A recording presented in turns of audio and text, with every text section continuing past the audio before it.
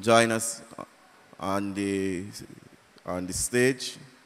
I'm not sure if you were here, if you're here as yet. And as I said, we'll also be joined by Trevor Prescott, in whose constituency we reside this evening. Also to address you this evening is the Honorable Ronald Toppin, Member Representative for St. Michael North. Also, Ralph Thorne, an attorney at law, will address you this evening. The outspoken Reverend Charles Morris would also address you this evening. Also to address you this evening is Peter Wickham, the outspoken radio talk show host, political analyst, founder and director of Cadres.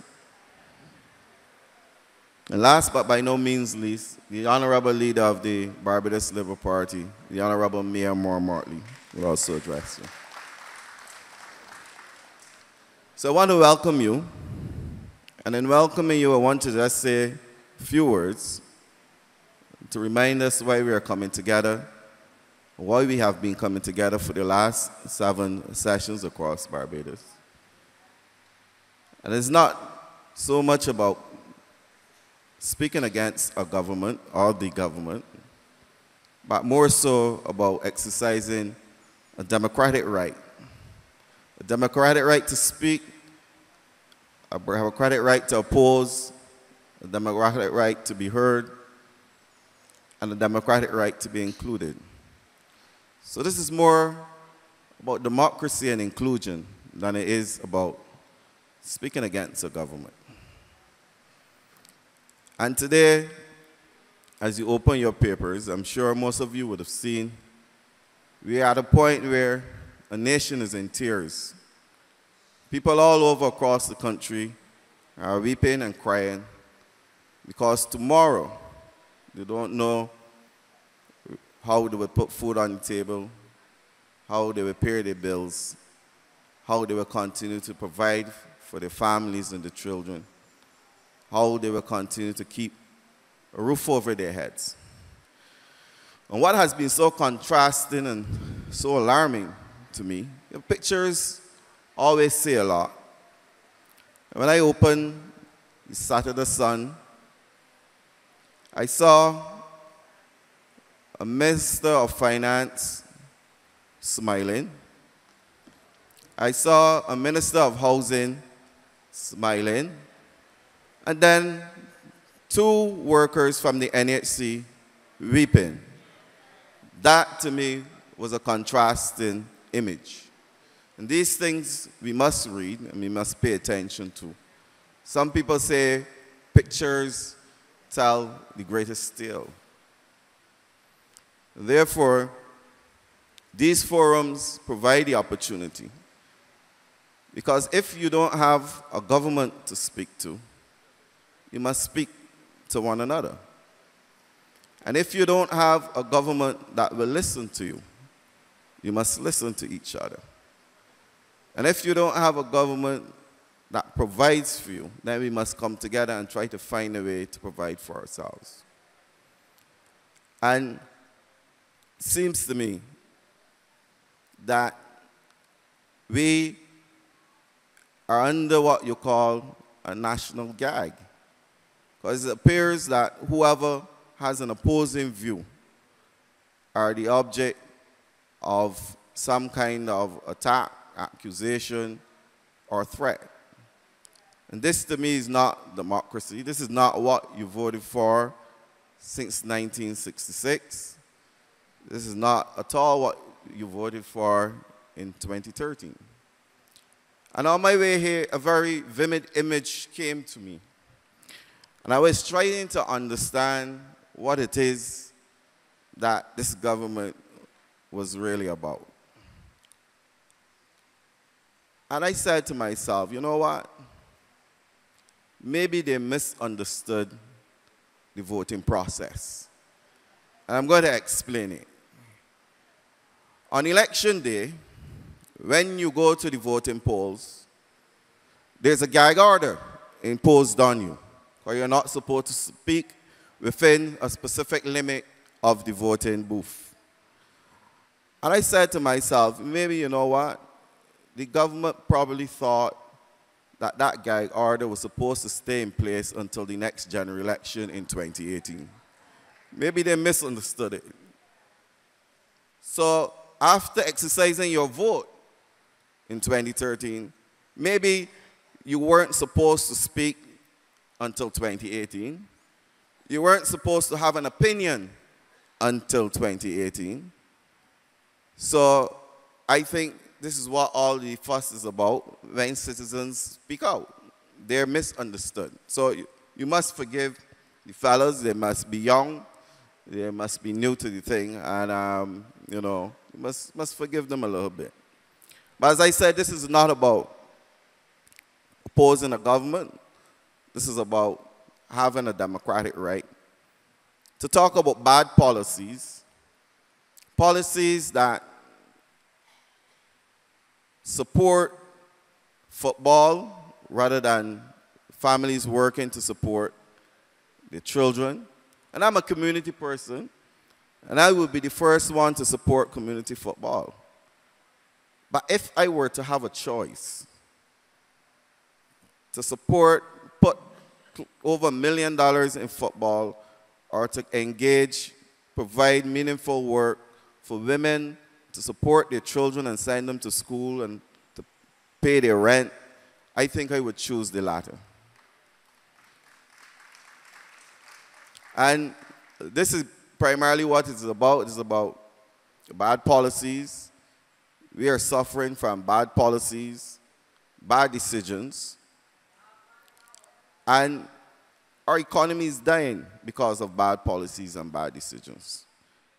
And because the economy is dying, our people are suffering. So that when the present government started out by saying that this is more of a society than an economy, you now can judge for yourselves. You have to have an economy to build a society. They work side and side. You can't do one without the other. You can't build the revenue that is needed to run a country by playing football, by running constituency councils and these things that have no significant impact or output in terms of the lives of the people of the country. So it really is about bad policies and bad decisions. So these forums are your opportunity to speak to these things, to say what it is that you would rather see as a people. What kind of policies do you want for your children, for the next generation? You have to speak in these forums for the babies yet born who will face the brunt of bad policies today. You have to come together to speak for all the old people sitting in the geriatric hospitals across Barbados who have already made a contribution to this country. We have to speak for them because they're not here to speak for themselves.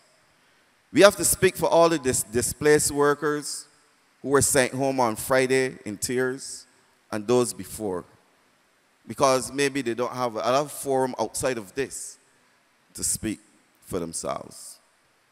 And therefore, this is why these forums are important. This is about democracy in action, not democracy that is sleeping. And therefore, as I welcome you, I want you to think upon these things and give meaning to the reasons that you're here. Give meaning to the reasons that you come out every Sunday. And as Pat said to me earlier, to break up your Sunday rest. This gives reason to it. Because you cannot wait until 2018 to then realize that all is gone and all is lost. You have to think now, act now, before it's too late. Thank you very much.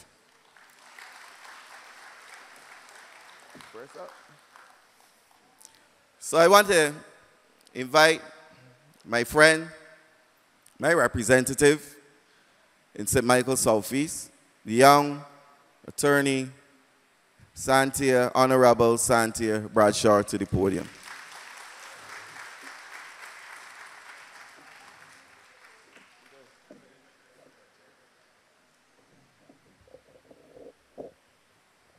Good evening, ladies and gentlemen.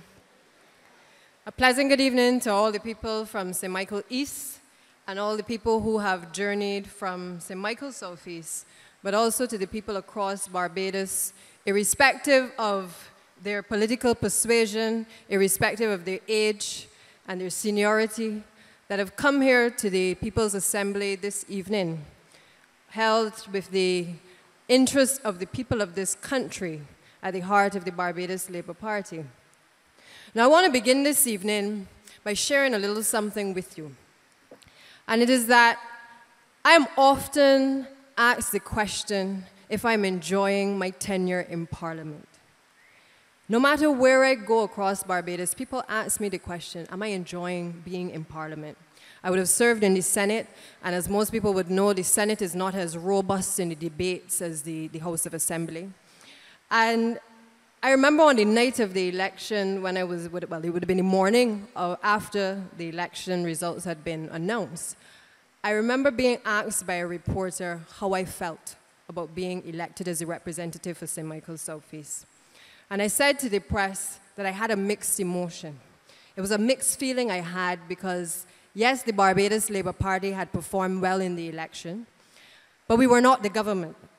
And therefore, a lot of the things that I believe that the Barbados Labour Party could bring to the people of this country, a better tomorrow, which is something that we believed in our heart that we could present to the people of this country.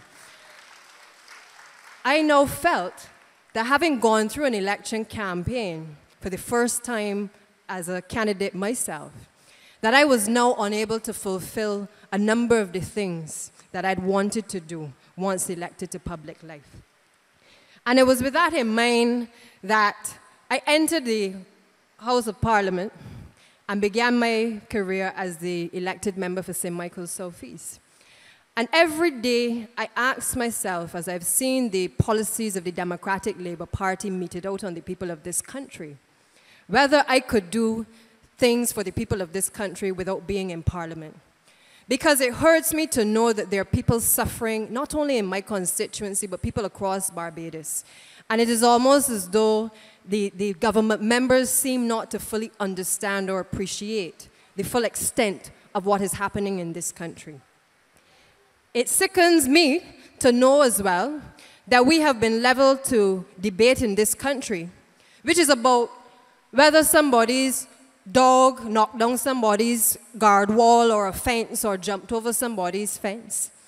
And we are hearing more criticisms across the floor as opposed to the substantive debate that would inform the people of this country about where it is that we are and where it is that we need to go as a people.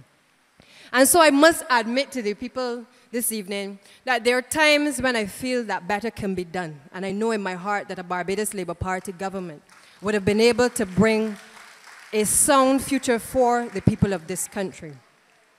Now, there are many examples of the things that this administration has done over the course of the last 6 years. And I think everyone here can pay testimony to the fact that in some way they have experienced the hardships which have been meted out by this particular administration. We come together with the People's Assembly to give the people a voice, as Rodney would have said earlier, to give not only Barbados Labour Party a voice, but also to give ordinary Barbadians, people who may not be even interested in politics, a voice at these particular assemblies. And as I was coming here this evening, I cast my mind back to the days of the late Right Excellent Sir Errol Walton Barrow, who asked the people, I believe it was in 1986, what is the mirror image that they have of themselves? And the reason he was asking that was because there were a lot of things going on in the country at the time. And he wanted people to reflect on whether they were going to make a stand for their country, for their generation, and for the future generations to come. At the time when he said it, he was not threatened by the then administration as to whether or not there would have been offenses under the Public Order Act. But he asked average Barbadians to basically examine themselves and determine whether or not the image that they saw of themselves was the right image for themselves and this country. He asked them to examine the government and the practices of the government and inquire of themselves deep down whether it was that they needed to remain silent about the things that may have been affecting them, or if at that time in our history, they needed to speak out so that their voices could be heard. And this evening, it is very historic that some 27 years later, we must also again ask ourselves, what is the mirror image that we would like to see for ourselves and for the country of Barbados? Is it an image that is one that we are prepared to take the lies of the Democratic Labour Party, that we're prepared to have promises made at election time, but then after the election, we have all of those promises broken? Is it an image that we are too afraid to stand up and speak out for what may be right in this country because we are afraid that we will hear that offenses are being brought under the Public Order Act, or that we're going to be arrested for speaking out about what is affecting us in this country? I say to each and every one of you that the image that I certainly see for Barbados and for Barbadians is one in which we have freedom of speech, and we're able to say, regardless of our political persuasion, that a government at any point in our history is not performing in the best manner for the people of this country. And we must not be afraid to stand up and say that a government that told the people of this country prior to the elections that it was the Barbados Labour Party that would lay off public servants across the length and breadth of this country could now come almost a year after making that announcement and start a series of layoffs across Barbados in various ministries and statutory corporations. The mirror image that I ask you to reflect on is whether this is a situation that many of you feel that you must remain silent about, or if it is one that you feel that you must speak out about and not be afraid to say that right is right and wrong is wrong. I ask you this because when I hear the Prime Minister say that before the layoffs are executed, that investigations will be made as to whether or not they're breadwinners in the families. I'll break to welcome the Honourable Member for St. Michael East, Mr. Trevor Prescott, and also Mr. Ronald Toppin, Member of Parliament. And so I ask you whether or not it is enough for us to sit idly by and listen to the Prime Minister promise that he would examine the breadwinners in the respective families that were employed by the public service to determine who should be sent home, and then to open today's newspaper and realize that 3 individuals from one household have been sent home. Now, I don't know about you, but this is not the kind of Barbados that I certainly want to be living in.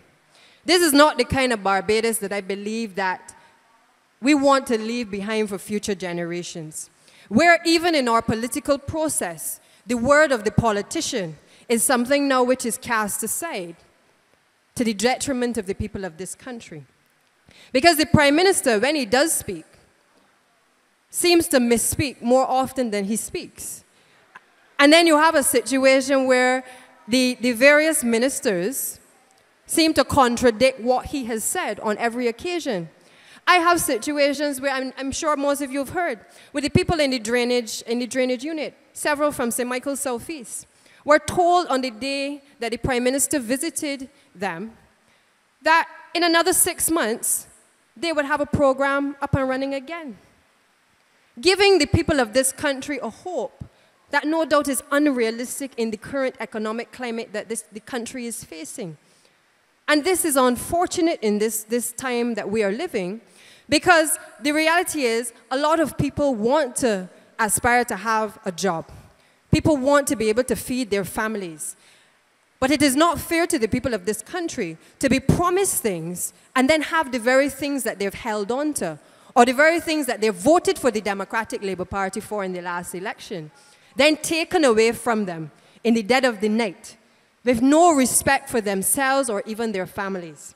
I have people calling me who were laid off from drainage and also from NHC, who don't know where they're going to find their next job, who don't know how they're going to pay the national housing for the unit that they're living in, who don't know how they're going to meet the expenses of the Barbados Water Authority. They don't know how they're going to pay light and power. They don't know how they're going to send their children to school. And these things that they have concerns about were already existing even before the layoffs came. Because most Barbadians are facing the issues of the high water rates, the high electricity across this country. But we now have a further issue compounding everything because of these layoffs which have now come. And if, as the Prime Minister said, he doesn't know whether it is going to be, well, how many people have been given letters, whether it's 1,000, 2,000, how many people?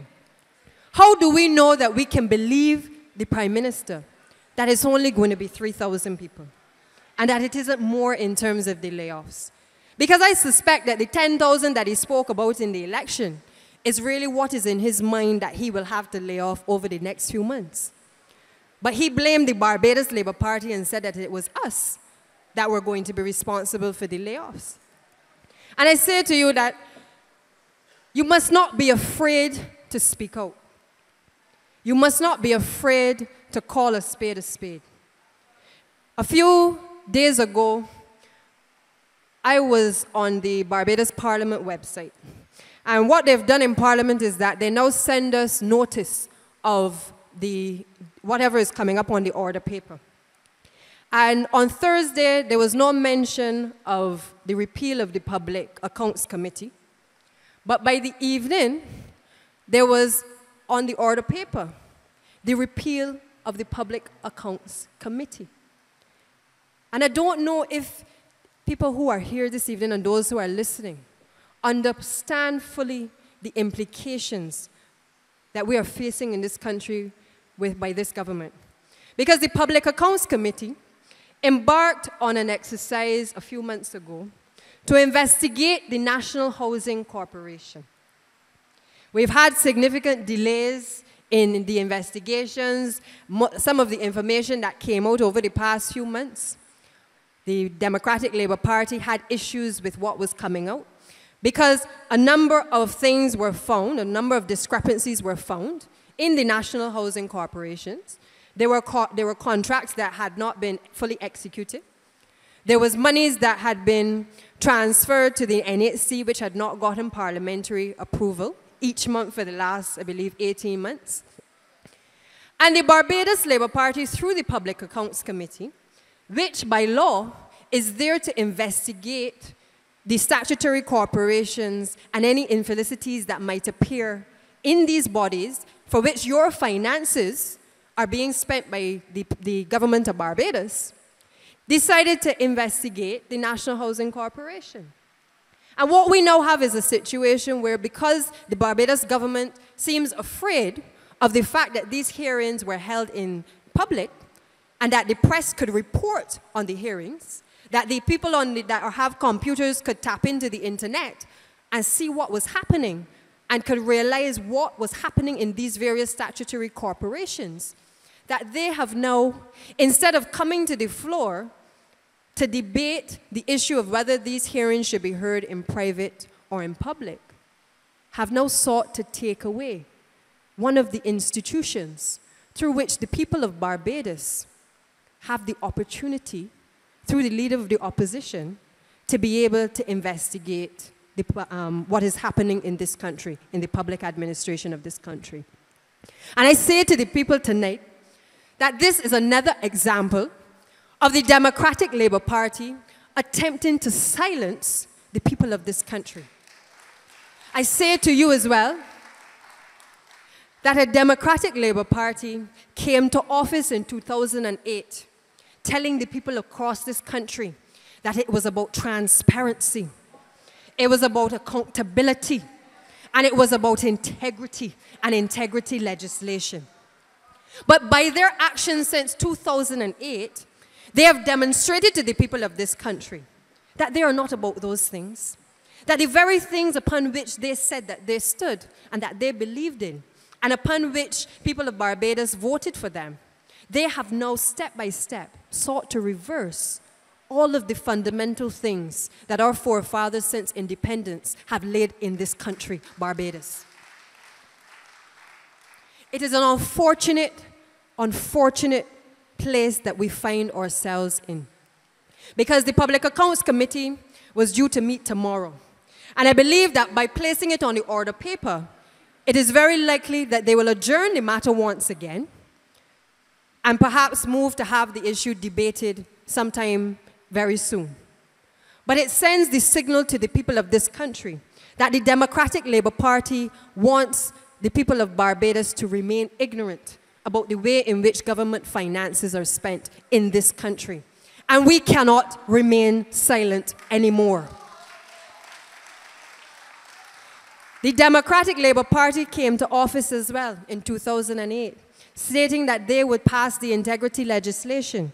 And before I left the Senate, and it was before the last election campaign, last February, hurriedly, the Democratic Labour Party rushed to Parliament to pass the Prevention of Corruption legislation. To date, my understanding is that that legislation has still not been proclaimed. And what it means, people, is that the various members of Parliament and other persons in the public service that were identified in the legislation were supposed to declare their assets upon coming into public life, so that you don't have no hanky-panky going on and no contracts and secret deals being passed. And then all of a sudden, what assets you may have had before you came to office, all of a sudden, no, you having a big car and 3 and 4 different houses and different lots of land and a whole bunch of money in bank accounts overseas. That is the reason for the integrity legislation. And the Barbados Labour Party supports the integrity legislation. We supported it in both houses of Parliament. But the reality is that we are dependent still on the process and the process of government to ensure that this becomes a reality. But this is now a year and some since that legislation was passed. And again, there's no urgency on the part of the Democratic Labour Party to bring the legislation to the fore. Now, I say to each and every one of you that we are at a serious juncture in our history where we have to say enough is enough. And we have to say it not by saying it to each other, but we have to say it in a way that the current administration understands that we mean business. And by that, I don't mean that we take the law into our own hands, but rather that we speak out. Because Barbados is too small a territory. We're not like Jamaica. They can't burn down anywhere in Barbados and expect that you're not going to be affected. You can't expect that violence breaks out in one area and that there are not going to be repercussions for the country. So at the end of the day, the one thing that has given us the stability over the years is the way in which we protest and in the way in which we send a message to the government of Barbados at any point in our history that we have had enough. This is no longer a Barbados Labour Party agenda. This is a Barbados agenda that the Barbados Labour Party is leading for the people of this country. So all of the people who say that we now have DLP people on our platforms and stuff, that's a bunch of nonsense. I believe that we have people who understand and appreciate where we are at this point in our history, and that we cannot continue on the current course on which we are going with the current administration. And you don't have to be Barbados Labour Party to know the facts, you know. The international business sector, when I look back at the Auditor General reports, they're very clear. We lost over $300 million since this government came to office, according to the Auditor General's reports. Not Santia Bradshaw, not the Barbados Labour Party, but the Auditor General. We lost $300 million as a result of bureaucratic delays, as a result of this government not passing legislation in a timely manner. And as a result of that, investors left Barbados and went to other jurisdictions where it was easier to conduct business. We lost another $200 million, not because of the Barbados Labour Party, but because the Democratic Labour Party did not move fast enough to secure investment in this country. And the reality is that they will want to say to each and every one of you that we're in this position because of the Barbados Labour Party, that they've had to clean up the mess of the Barbados Labour Party. But the reports don't lie, and the figures don't lie. And the period of which I speak in the Auditor General's report is from the period from which the Democratic Labour Party came to office. So this deficit that we're having to close isn't because of things that the Barbados Labour Party did, but as a result of the inaction and the ineptitude of the Democratic Labour Party administration. And as I said, we have to call a spade a spade. When we talk about tourism, the sector upon which the central bank governor says that the Barbados government is depending most on to be able to take us out of this mess. We have a minister that his only claim to fame is to perform over the worst performing set of tourist arrivals in this country since independence. And the reality is that tourists are going to other destinations. The other islands are affected by the same air passenger duty that we are affected by, but the other countries are marketing and promoting Barbados to ensure that they do not lose the market share in the market to attract tourists to the destination.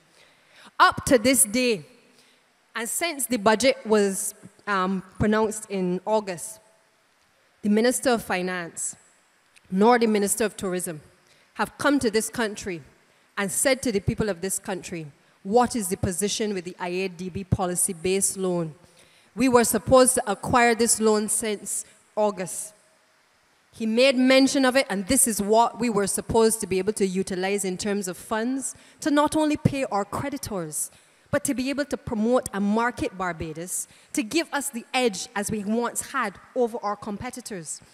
We were supposed to take 50 million out of the 100 million US dollars to market and promote Barbados. 13 million US of that money was supposed to go to pay off the creditors. To this day, the creditors are still owed. Money continues to be accruing, and Barbados's arrivals continue to decline. We have had a record of, we're down about 5.6% from last year up until the end of November. And we continue to see declines in the tourism industry. It is not because of the Barbados Labour Party. It is not because better cannot be done. Because if other destinations are performing better than Barbados that once were not performing better than Barbados, and we are affected by the same things that they're affected by, it cannot be anything else than that we have a bad government and we have a bad minister. And we need to get rid of both of them. Because it isn't one or the other. Both of them must go. Now I see I have 5 minutes, and I have a lot of things to say. So I feel I'm going to have to come back. But in all seriousness, we are in a situation where the sector that is most able to take this country forward is the sector that is underperforming. We're laying off people daily. We have no signal from this government as to how we intend to get the economy going again. The projects that they've said were coming on stream, we're hearing nothing about that. We've heard about Silver Sands Hotel and how we were going to refurbish Silver Sands Hotel, how they were going to get money from the Chinese, from the People's Republic of China. We've heard nothing further about that. But what you have heard is the hotel industry crying out because the playing field is not level, because concessions are granted to the Sandals Group. And the rest of the industry that has held strain over the past 6 years are left out in the wilderness to have to face the continued high electricity, high water rates. They can't import a number of the items under the bound rates that they wanted to import. And they find themselves in a position where they cannot compete with the same Sandals that the Minister of Tourism boasts so much about. Now, it isn't that we are opposed to a Sandals coming to Barbados, but we've said before as a party that it cannot be a free-for-all. And that if you're going to give concessions to one group, give concessions to all of the players, that they can be equally competitive. The Democratic Labour Party, and I remember the Minister of Tourism, rather, made a comment with respect to the Ammon Beach issue and the Sandals issue, that it was almost as though no better could be done. That we were faced with a situation where we had one property that was facing dilapidation, and we had another property that could potentially end up in the same position. And therefore, he threw his hands in the air and have said to the people of Barbados, we've had to sell out Barbados to the highest bidder. Because at this point, this government has no new ideas. This government cannot take us forward any further because they have run out of the ability to be able to implement anything that they've said that they would implement. And it therefore relies on the people of this country to ask themselves whether this is the Barbados that you want to live in, whether this is the Barbados that you want future generations to live in. For me, this is not the mirror image that I want to see for my country. It is not the mirror image that when I look into the eyes of children in the constituency of St. Michael Southeast, that I want to say that I was a part of aiding and abetting. Because I believe that if I do nothing and I allow these men to continue and men and women to continue to do what they're doing to this country, that I will have to explain someday why I stood by and I said nothing and I did nothing. And therefore, I urge each and every one of you to find a way to make your voices heard. Don't remain silent. And it is not about simply coming to meetings and going away with the information, but rather it is about empowering other people who may not have the information themselves. Because there are a lot of people in Barbados who don't read the newspaper. They're not listening to the radio.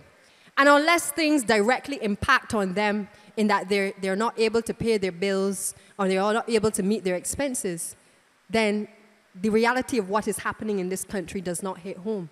They don't understand that we've run a fiscal deficit for the last 6 years, unprecedented in the history of Barbados. But what they know is that if they are making money in a household and they are unable to pay their bills at the end of each month, that their electricity is going to get cut off if they cannot meet their expenses. That's what they understand. And I think that is how we need to start to break it down to the people of this country. Because they may not understand the big words, but they understand that when you run out of money, there are implications for a household when you run out of money, as there are implications when a country and a government runs out of money as well. And therefore, we have a responsibility as citizens of this country to do better, and not to believe that we are strung out by an international recession as they want us to believe, not to sit idly by and not recognize that other countries are performing better than Barbados, and not to allow this current administration to cripple the Barbadians in this society in a way that has never been done in the history of Barbados. We have to stand up, and the time is now. And it is not, as I said, about leaving these meetings and going home and saying, those were good speeches.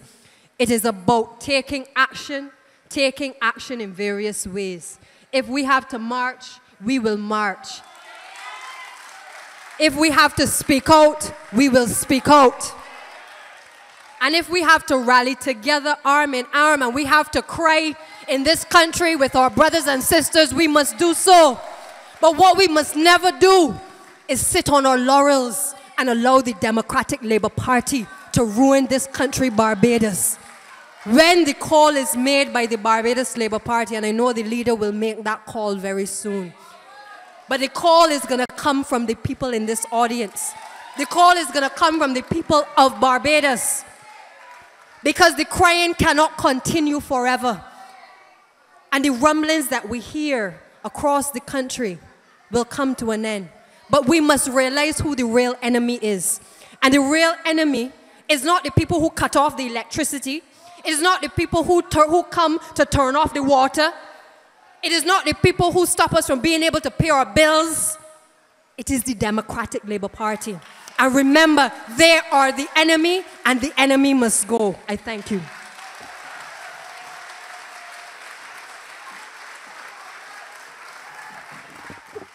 Wow.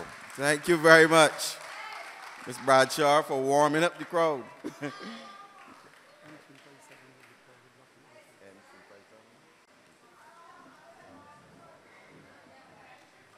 357. With the driver of M357, move your car, please. You're apparently blocking an entrance. M3, what is that just now? 365? 357, sorry. Well, it seems like not only the sun is a little bit warm, Ms. Bradshaw was also hot, quite hot. Thank you for bringing the issues to the people of Barbados. I want you to remember that this is your forum. Beverly's here. This is a people's forum, and therefore it is about you, and you would have your chance and your opportunity to come and to speak. And that would happen a little later this evening. So I now want to welcome to the podium Miss Beverly, what's your last name? Miss Beverly Norville, an entrepreneur. And she will come and give you her story and her experience, what she has been going through since the last 7, 8 years in terms of the governance of this country and how she has been coping. Thank you very much.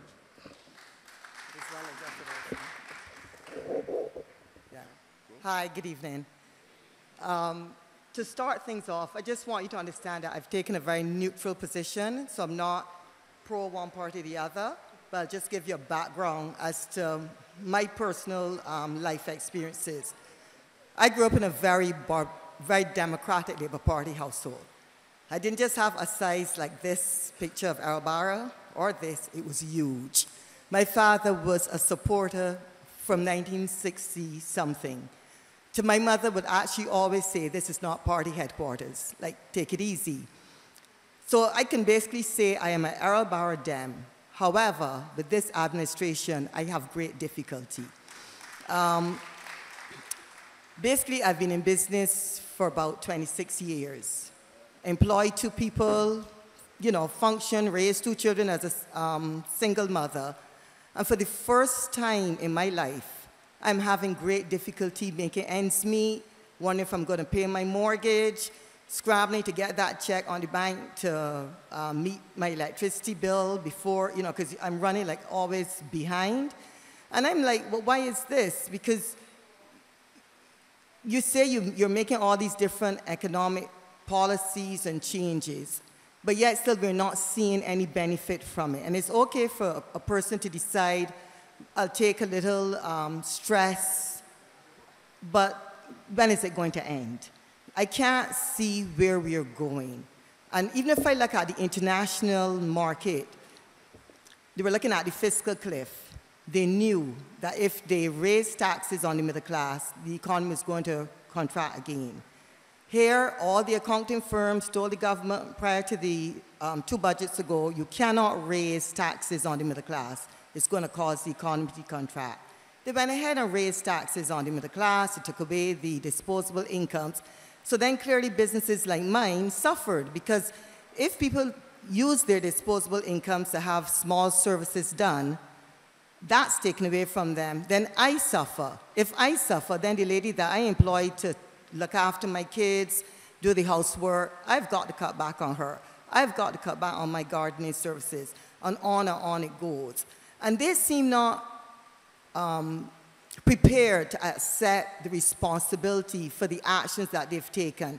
And if you've outlined an economic policy for the last 6 years and you're not seeing any benefit at all, the country keeps slipping further and further, then how can you, in all honesty, say, as a government, that we're doing the right thing? And then when people want to talk about it, it's like something's wrong with you. Yet we're supposed to be living in a democracy, and as far as I know, you should have freedom of speech. But yet still, if you want to disagree or you question it, something's wrong with you. But you can't say that education is your thing. You have a country that's educated, and yet we can't question your policies when we don't see where they're going. And the country progressively is in a state of decline. So I have great difficulty with this particular administration, the way they function. As I said, for me, it also first started, as Santi was saying, it came in on this whole integrity, legislation, and stuff like this. And then the first thing you do, you bring in Chief Justice and you change the law. And I'm like, what's that about? Then it just moved on consistently to different things. You move a police commissioner, no one knows why. So for me, I have great difficulty in understanding where they're taking us. I I just can't relate to it. So I just want to make it very clear it's not a partisan position I'm holding. I'm very neutral, but as a Barbadian, I have great difficulty with what's happening. And I discuss it, but the problem sometimes with Barbadians, we're a nation of grumblers. We'll grumble, grumble, grumble, and talk to each other, but no one ever takes a stand. There may be some repercussions to me, I don't know. But the point is, I cannot be Victor Norville's daughter and sit and say nothing. I was not going to political meetings since I was 9. I didn't stay up in the Jew and listen to Arabara talk and sit and watch this administration claim to be Democratic Labour Party people and do what they're doing. So I have great difficulty with it. And I have no compunction, nothing to say that they have failed, and I cannot see where we are going. And I think that's it for me. Thank you.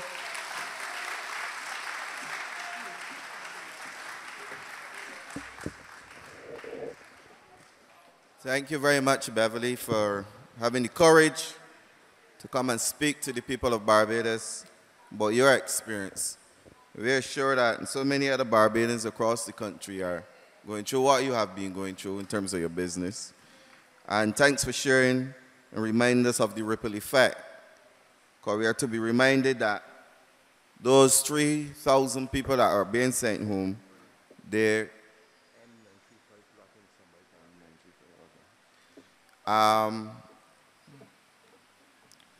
that ripple effect, that is also going to have a ripple effect, because you can imagine 3,000 people, they have children and they have dependents. So therefore, when you multiply, you might well see over 7,000 people being affected in a very negative way. So thank you very much, Beverly, for your story. M935, you're blocking at Vive. M935, you're asked to move your vehicle, please. As we get right along, I want to introduce to you a person who would understand very well the threat to democracy and to people's freedoms and the threat to liberty. No one would understand this better than the next speaker. A Pan-Africanist, a people's fighter, activist, social activist, one who's been out there on the ground for many years fighting for the causes of the ordinary person and the ordinary man.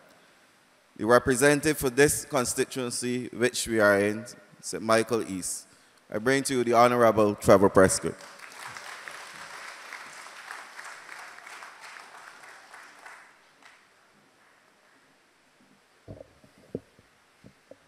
Good evening. First of all, let me give thanks to the elders, to my ancestors who paved the way for all of us who are sitting and standing within earshot of my voice. Let me say thanks for the good work of the great-grandfather of Brother Peter Wickham, an ancestor,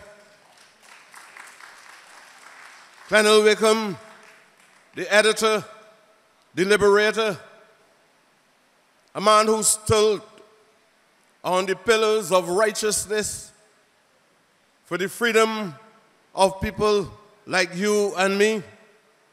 Just a couple yards above here, to the eastern side of the Charles Broome School, is the land and the spot where his grandfather lived. You are also fortunate to be sandwiched by sacred ground. As you move to the north, opposite the gate, you're traveling in the direction and you will find a location there that the great Duncan O'Neill also lived. A little ways to Mays Road, you're in good company again. You will be in the company of a great revolutionary of the 1930s called Israel Lovell. And you could not come here without understanding that it is the sacred of sacred. Because right down Government Hill on the right side of the road, that is the land of the great liberator, freedom fighter, man who stood for democracy and justice, a man called Sir Grantley Herbert Adams. So you are in good company tonight. You are in the family of the Barbados Labour Party, and we have with us allies who are supporting our cause. Truth wrestled to the ground will rise again like the phoenix. And we heard all types of things running up to the 15th of January, 2008. I watched human beings who ought to have been intelligent worshiping at the shrine of the ungodly. A false god called David Thompson. Priests, intellectuals, and idiots constructed stories and sold it to the simpletons of Barbados. And they became worshippers at the altar and the shrine of of the ungodly.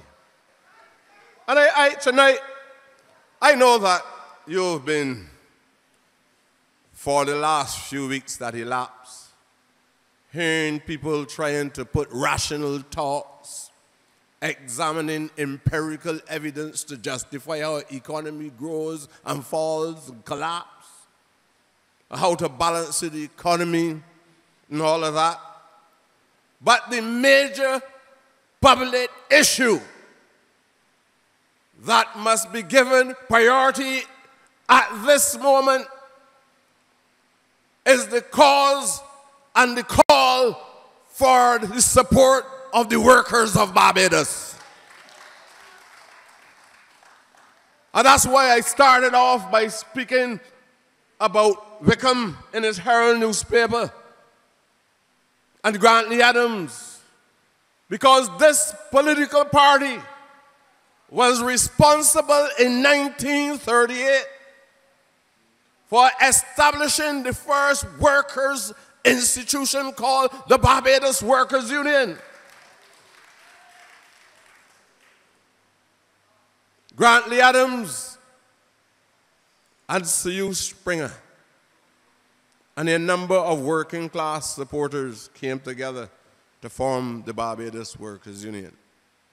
Tonight, those unions are the main institutions that ought to be in the forefront of this struggle. I can listen to the economists.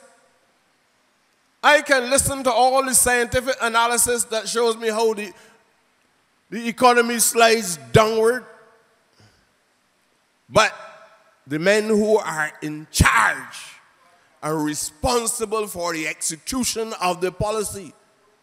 They don't deal with what is logical, reasonable, or just. They do what they want to do. And we find ourselves tonight in the hands of tyrants executing savagely government of this country. Despotic rule. You have had a people giving you the impression that the Barbados Labour Party was the worst government in the world. And these people were saying to you, give us a chance. And the reduction, there will be a substantial reduction in the cost of living in this country. They were saying to us, give us a chance. Not a policeman will pay duty on a motor car. The public servants will get duty-free cars. The children will travel on the buses freely. Every housing estate across the country will be given away until they had to put a timeline on it at the end of March 2008 because it was a bad conceived policy deliberately flaunted in the public in order to capture the support of the Barbadian people who were not suspicious of the demons that were standing before them. I am here tonight to tell you a stop must be put to these people.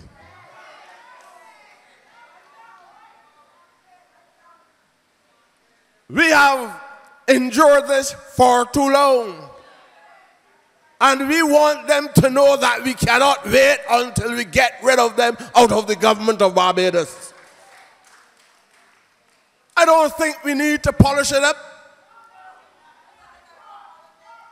Every morning I get up, I see people. And I see ordinary working class people. I am not as fortunate as some of you are to know directly what the social problems, but I can assume are in the upper class and the middle class of this country. Now, I'm not a great advocate of pushing for the rise of any specific class other than the working class people of this country. And I'm not going to change that because I personally believe the others can take care of themselves. And I want to see them coming out to meetings like this if they want me to be an ally in a struggle to rescue them from the depression and from all the cruel inflictions that they're enduring tonight. Come and join. Give us the collective strength to move this government out of the way, one way or the other. You know why we can't wait? Because we are seeing our brothers and sisters day in and day out suffering, going to the mental hospital, domestic conflict. This evening was delayed because of a domestic issue. And I don't want to get into the details of it, but I can make the assumption of the root of those problems. Because when poor people can't be fed or can't pay their utility bills, that antagonistic behavior begins in the home, in the exchange of words. And you're living in a little 4x6 house. You can't escape. So you normally beat it out of the person closest to you, the one you love. It's not something that we want to say, but you go to Dodds tonight and you carry out an assessment and you will see that stealing,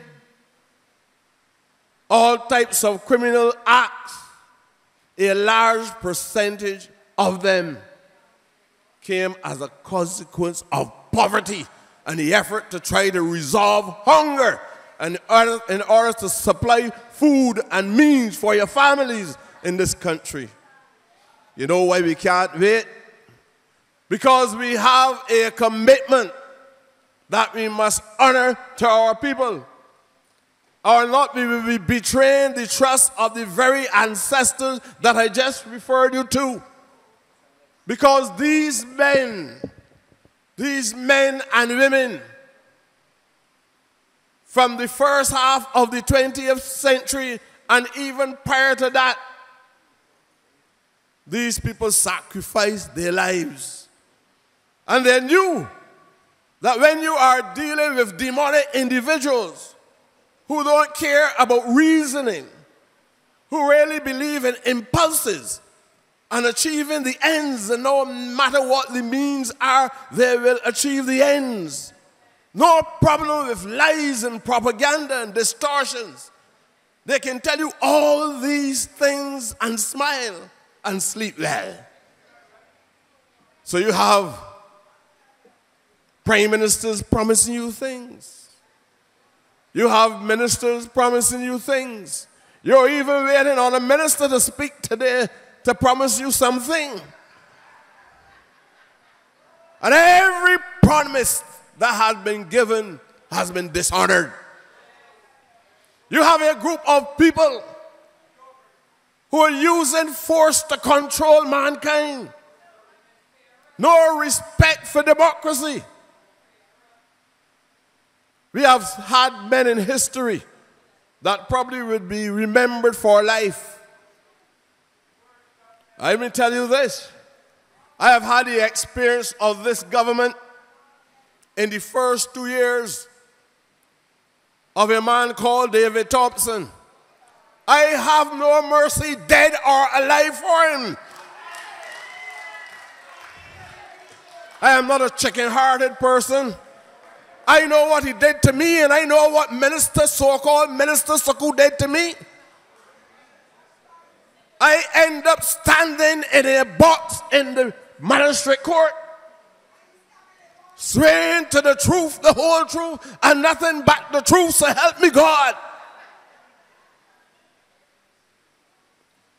Because this man forced the police force to drag me before the courts on a charge for threatening the staff of the Ministry of Youth Affairs. When I was standing in the court with a friend, not knowing that there was a warrant out for me. When these people first came to me, they came here Friday evening because they knew that if they held me the Friday, I would have been incarcerated until the Monday. And none of you would not have known. I don't even know if you would have cared. But the reality is, yeah, Rodney boy, are you home? I ain't know who gave the instructions, but I can disobey them because this is my home base and I respect the role that you're playing. But I have to talk about some stuff. I am not giving way to anybody in these circumstances because I really believe that we have waited too long and we can't wait anymore. And this is not about only the analysis of an economy. This is about the lives of people. 300 people went home a few weeks ago. Nobody remembered them. Saku just came and said they were not included in the 3,500 persons, and that erased their reality from the minds of the Barbadian public. They went back on Friday and dismissed 300 more. And people talking melodiously about what is happening in Barbados. We are dealing with a criminal bunch. We have to have the courage to stand up and do what we have to do. I am here to tell you why we can't wait. It is not enough is enough. We can't wait. We have to do something to move these demonic forces from around us. All you are hearing is about threatening people every time they express a view that is contrary to anything that they do. A few months ago, I had to accompany Dale Marshall, Mayor Motley, and others to the police station because a journalist wrote something in the papers that the Speaker of the House Assembly felt was offensive. And we had to go and give the police a written statement on if we said it or not. The only time I have heard about any government behaving like that is during the days of Adolf Hitler. I not only found myself, as I told you before, being charged, and a charge that had no details. You don't charge a man for thieving, bribery, crime, whatever you choose. I'm talking it to you as it comes. You have to write down the details of the charge, what you stole, and when. They had nothing on the sheet no more than I threatened somebody. They could not say whether I had a gun, a knife, I used words, I used language, or whatever it was that was responsible for this threat.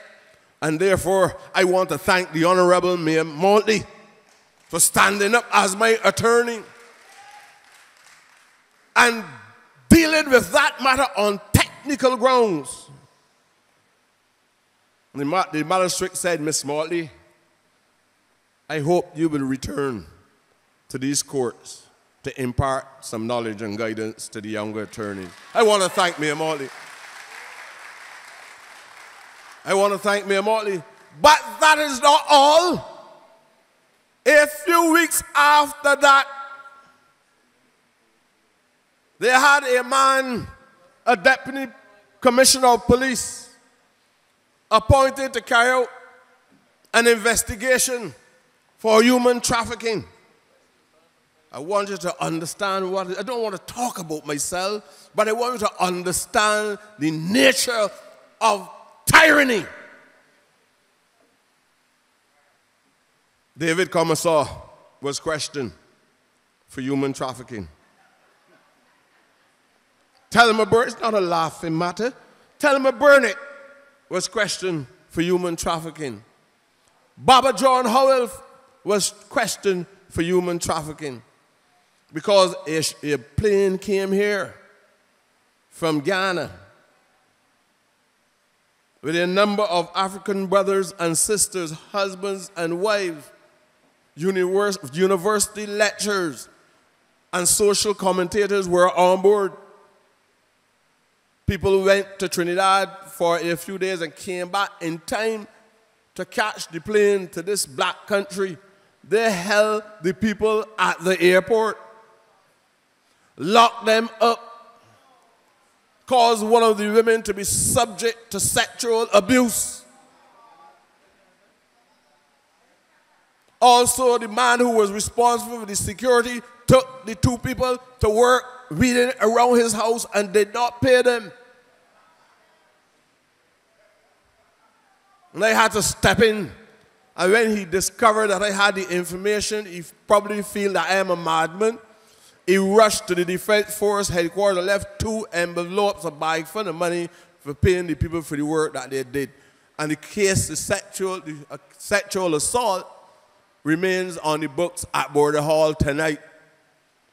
You don't know that Richard Seeley, all of them rushed to the airport. And you know, they were talking about the DLP and what we have done, bringing the first flight direct from Africa to the Caribbean, to Barbados. You don't know when the plane did not come back. The people used to come to me because of my connection and David's connection with the Pan-Africanist grouping. Do you know that they sent a man to me to ask me about these people? And they were trying to impute that we were involved in some kind of modern-day slave trade, something that I have been against all my life from the time I know myself. These criminals was trying to pin it down on me that something has happened. And David Thompson came on television saying, we play that we are more Africans than Africa, than Africans themselves. You have people that do all kind of injurious things in this country, in Parliament. When are you going to realize what is happening? You have a commissioner of police that you cannot explain tonight why he is at home and the country remains silent.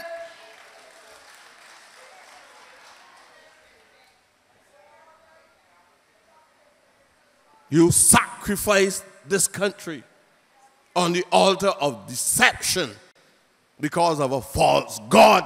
And now you have people who carrying on that succession remaining silent. no respect for people, the intelligence of people at all, promoting himself as an intellectual, talking to you about Socrates and Plato and Aristotle.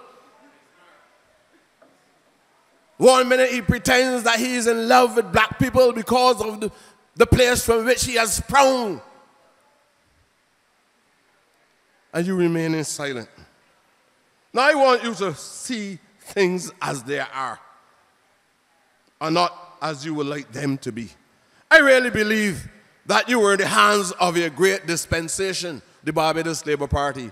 And we have to do all that we can to make sure that these people are not allowed to carry the clock back any further than they have done already. When we were in office, Rodney Grant, who is chairing this meeting today, worked with me.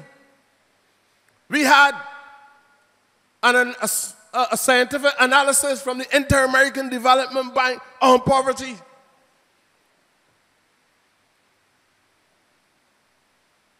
People were working for an average income of $5,300 a year. Everybody below that was considered to be living in poverty. We embarked on a program across Barbados. That program gave birth to the Urban Development Commission, the Rural Development Commission, FedAccess, a whole set of agencies in order to facilitate the fast process of eradicating poverty in Barbados. Small people were getting loans, not talk, not promises, not the impression that we can create a flawless form of government that is absolutely perfect called utopia. We didn't lie to you. You saw the programs in action. We had about over 250 contractors working at the Urban Development Commission. All the artisans attached to that. These people took up the taxpayers' money and land at Corvelly and gave it to some stupid individual that went walking about hailing all the time and passing wealth and more wealth and more wealth and more wealth in the hands of these people and not giving anything to yourself. They said that the National Housing Corporation had a list of applicants that expired 22,000 persons, and that they were building houses for poor people, and they gave a man a contract to build over 1,200 units at $236,000 for a two-bedroom unit, so that they can supply the needs of the poor that are working for $250 and $300 a week. Give the people the land, our land, with a 90-year, 99 or 90-year concession. Take the land. None of you would not live to see that concession expired.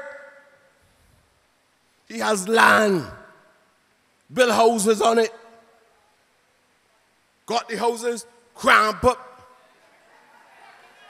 Modern day shanty town. Looking like the Witwater Ram in South Africa.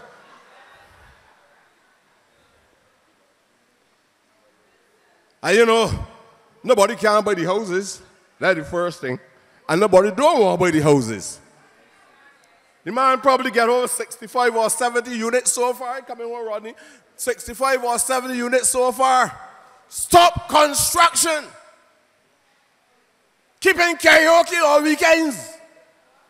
Selling fish cakes and bakes up there to attract poor people to buy houses.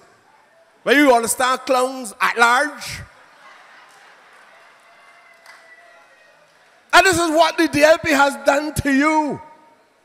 Impress upon you that they have something good to offer.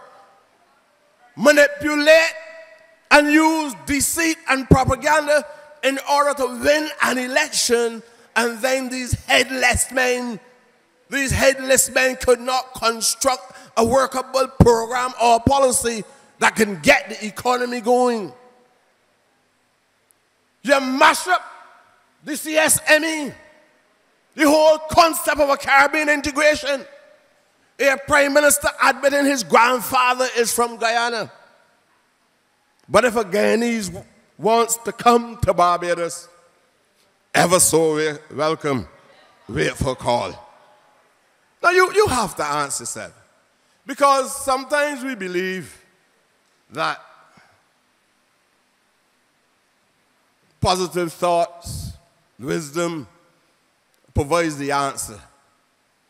But whatever it is, there is a force greater than even the logic of reasoning too. That allows you to know when something is wrong. You know what you're experiencing is wrong. You know what you are experiencing out of the cruel inflictions by the Democratic Labour Party. You know it is wrong. But you are afraid. You are afraid. You are frustrated. You're even asking, why are we doing all of this? We cannot do anything unless you come along with us and let it be done. And I want to suggest to you tonight, if you don't have the guts to march, let us shut the show down, shut the government down. Let us agree that we will stay home for 2 days or so. Not a civil servant don't go to work. And if we can't get support from corporate Barbados, shut them down too. Because the Barbados Workers Union and the NUPW is not doing their jobs. All types of excuses you're getting from them. When T.T. Lewis got dismissed from his work, Sir Grantley Adams marched Broad Street with thousands of people in the first half of the 20th century and brought the business sector to its knees. And as a consequence of that, many social policies were put in place. He's the first man that received severance payment.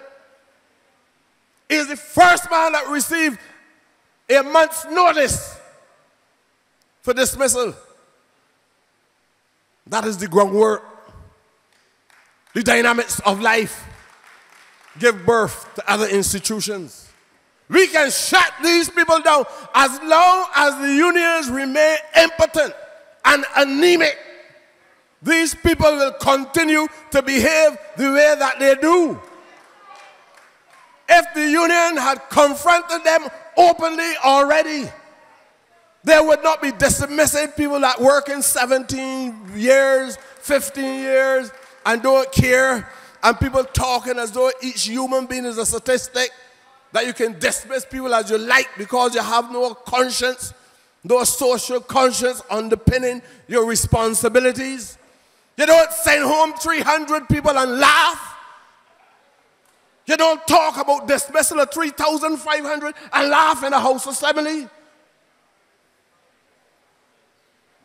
What kind of country is this? We waited too long. It has to stop. I am asking you to come along with us. I am hoping that this leader, this political leader, will muster the courage to sound us to a war, declare a war on anti-workers, anti-black blacks in this society, and liberate the people of Barbados. Good night and God bless you all.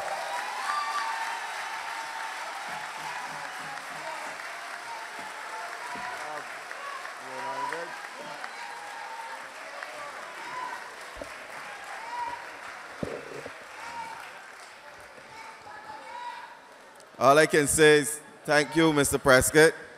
And my apologies, I forgot that you should never come into a man's home and tell him what to do. Thank you very much, Trevor, for reminding us of you need to stand up, you need to fight, you need to walk in the footsteps of all those who came before us, who were liberators, who were fighters for people's rights in this country. Thank you very much for the reminder. I now introduce to you another lawyer, a member of Parliament, and representative for St. Michael North, the Honorable Ronald Topping, to come and address you.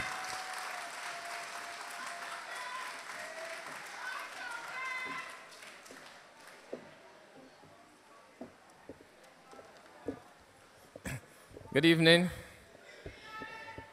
I don't know what you expect me to do now after these firebrands that went already. But I gotta try the best that I can. Hope you haven't brought any banana peels or anything to throw at me. Good evening. I am here basically today to lend my full support and to reinforce the views expressed by my colleagues at these forums over the last month or so, as we come to try to understand what exactly it is that is happening in this country. I can't tell you that I am pleased or happy to be here this evening in these circumstances, because these are not very pleasing or happy times. But I think we've grown accustomed now to knowing that once the Democratic Labour Party forms the government, invariably, shortly after they form the government, we find ourselves in positions such as these. I don't know how many of you would have traveled around Barbados in the last couple of weeks, especially in the last few days, as I did, because yesterday I went to a couple of places. Went to the supermarket, yes, and men do go in supermarkets. And I went to the Cheapside market, bought some fruit and vegetables. And as I was walking around the market, people invariably were coming up to me, raising issues about this government. And I had the fortune, or the misfortune, to come into contact with 4 of the people who had been dismissed on Friday from the National Housing Corporation. 2 men and 2 women. 2 of them are receiving counseling, and despite that, they're still visibly depressed. The other 2 are very, very angry. And I expect that that's the sort of mood that is going to characterize Barbados over the course of the next few weeks, maybe months or so, as the government's austerity program is implemented. The lives of thousands of Barbadians are going to be affected in the near future because of a Democratic Labour Party that devised and executed the perfect plan to win elections, but had no plan whatsoever to run this country. Not only did Stewart and Sinclair lead the charge that under a Barbados Labour Party, jobs would be lost, but they went on to say that under them, no jobs at all were going to be lost. Not one single job was to be lost under them. But it was not only Stewart and Sinclair who said that, because I went back and did, you know my style of speaking, I like to research and come with something. I didn't have to go back and look at Stewart and Sinclair because it was known that they had said no jobs would be lost. But others said it too. And what you could remember in St. Philip, Michael Ashley, at a meeting up there, he said in Rice's St. Philip in the elections, you must vote for the Democratic Labour Party because under an elected Barbados Labour Party government, Barbadians who secured mortgages to buy NHC houses are likely to lose their loans. Transport board workers and janitors will be sent home. Barbados Water Authority employees would end up on the breadline, and pensioners and school children would again have to pay to travel on government buses. I wonder now who Stewart, Sinclair, and Lashley will tell the workers at NHC gave them the letters of dismissal last Friday. But not only them, some so-called independent commentators got into the act as well last election, talking about who would lose jobs under who and whose jobs would be safe under who. Sir Frank Allen, at a DLP meeting in Waterford, he said that the outcome he saw of the Barbados Labour Party proposals was a devalued dollar and thousands of public sector workers on the breadline. That was what he saw then. I wonder what he's seeing now. And all the while telling you expressly, or by implication, that under a re-elected Democratic Labour Party government, there would be no layoffs. So it was a carefully crafted campaign to win elections, but no plan to run the country. We know now the opposite is happening, that a watch of people going home over the course of the next weeks. We know too that it is incompetence that got us to where we are today. You only have to look around the region to see that other countries that are flourishing, or relatively so, and that Barbados continues to flounder. So it's incompetence. When a prime minister can tell us, as Francis Short told the Chamber of Commerce on Friday, that he, for the first time in June last year, asked the Director of Finance and Economic Affairs to tell him how much of the revenue that government earns is spent on wages and salaries. And only knew for the first time when the Director of Finance and Economic Affairs got back to him in writing and told him that of every dollar earned, 54 cents is spent on wages of salaries. When a Prime Minister finds that out for the first time in June last year, it means that he is fundamentally ignorant. Really. And is as incompetent as you could ever want a Prime Minister to be. That would be first principles for any Prime Minister to find out. When a Minister of Finance and a Prime Minister could tell you from way back that Barbados is a society and not an economy, without understanding that you can't have social programs with an economy in shambles, it means that you have to have a set of people running the country who are totally incompetent for the posts that they hold. When you can get a Prime Minister, a Minister of Finance, and a whole set of others believing in the government that an annual costly football tournament is more important than putting that money in revenue-earning sectors of an economy, you have a set of incompetent people running a country.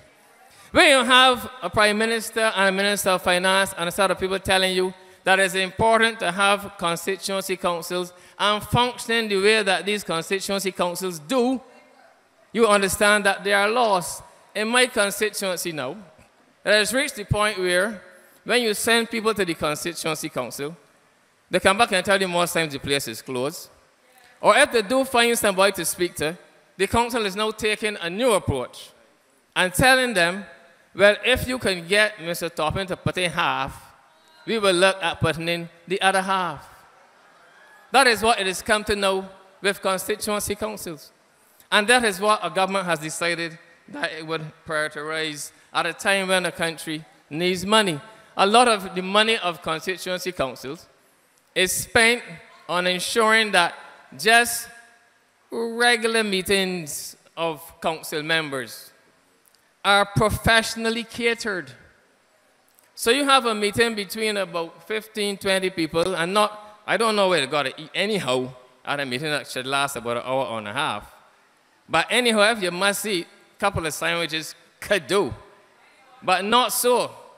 Professional catering must be done just to deal with a little regular committee meeting of a constituency council. When you have a Minister of Finance and a Minister of Tourism who could tell you less than a year ago, just less than a year ago, that they have a 10-point plan to save the tourist industry. And now, almost a year later, not one of those proposals could be carried through to completion. And when after 6 years of promising that Barbados is going to have a tourism master plan, I remember in January of 2008, Richard City said that in 18 months, he was going to have a tourism master plan done. This is now almost 8 years, and the plan still is a very well-kept secret. you know you have people who cannot do the job. But when you could have, and this is not only incompetent, but this is heartless, what I'm going to tell you now. At a time when people don't know where the next dollar coming from, and the government can find it possible to sign a memorandum of understanding to conduct a feasibility study in relation to the construction of a new hospital. At this time, without vetting by the Attorney General, without the knowledge of the Minister of Foreign Affairs, and against the protestations of the technocrats in the Ministry of Finance, and an MOU could be signed with a Chinese company to conduct a feasibility study to determine whether a hospital should be built or not at this time. It is irresponsible, incompetent, and reckless, particularly since studies have already been done in relation to whether or not a second hospital should be built. All you have to do as a government is to decide if you are going with those recommendations or not, and if you are, find a place to build it, get the necessary permissions, and proceed to build it. When after all that work, at God knows what expense was done years ago, you can come now and find it possible to engage the services of a Chinese company, and I don't think that that company is well known to the Chinese either, to spend now to do what has already been done. It is incompetent and it is heartless. But the truth is, if incompetence was all there was at stake here, then you could perhaps excuse them, especially Chris Sinclair, because after all, Chris Sinclair did not make himself Minister of Finance. As a minister, he has been a problem child from day one, with people trying to figure out where to put him anyhow. 2.5 years before David Thompson unfortunately passed on, he was reshuffled about 3 times before eventually being made Minister of Finance, not because of any ability, but because even on his dying-bed, Thompson wanted to spite David Estwick. Now we see David Estwick barking all of a sudden. I want to see this time now if his bark is going to be worth anything. He says that he has always been a man, but now is the time to show us if he's a man or a mouse. This is the last time for him to decide if he's going to put up or shut up. But there's more than incompetence at stake here. This is a government that has deceived and betrayed an entire country. And I don't care how many people said it before, I'm going to add my voice to it here at these assemblies and endorse the position that the credibility of the Democratic Labour Party government is what is at stake at this time. You can't tell people that a vote for the BLP means you can lose your job, and a vote for me means that you're going to save your job, and then a few months later tell them that on this occasion, now, in the first instance, we are going to be sending home 3,000 of you. This is the ultimate betrayal of a people by a government, and it cannot be trivialized by any of us. A government without credibility has no moral authority to govern. And this Democratic Labour Party has no credibility whatsoever.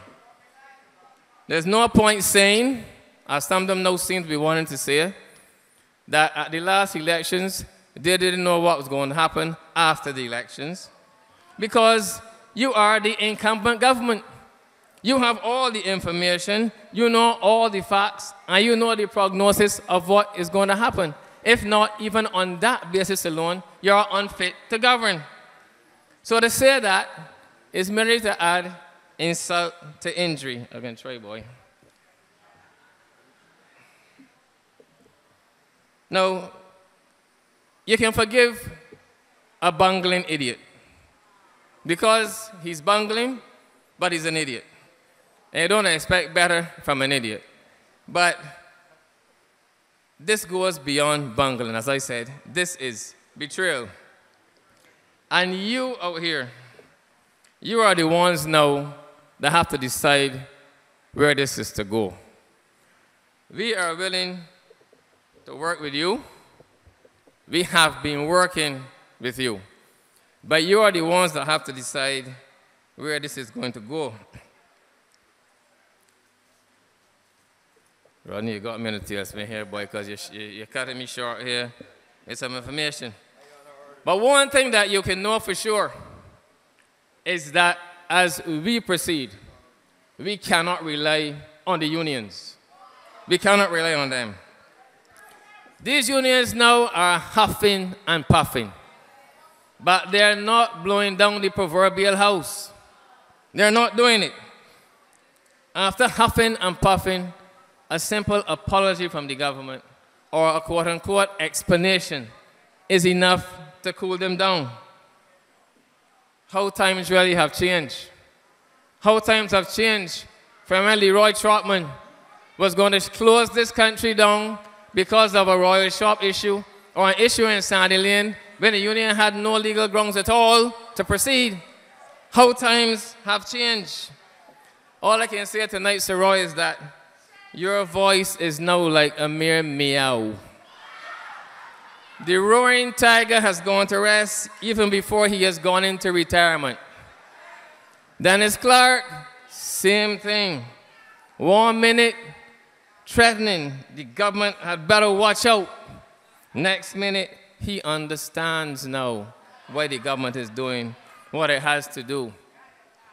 A strike now or a march called by a union is as likely to be seen in Barbados as a UFO.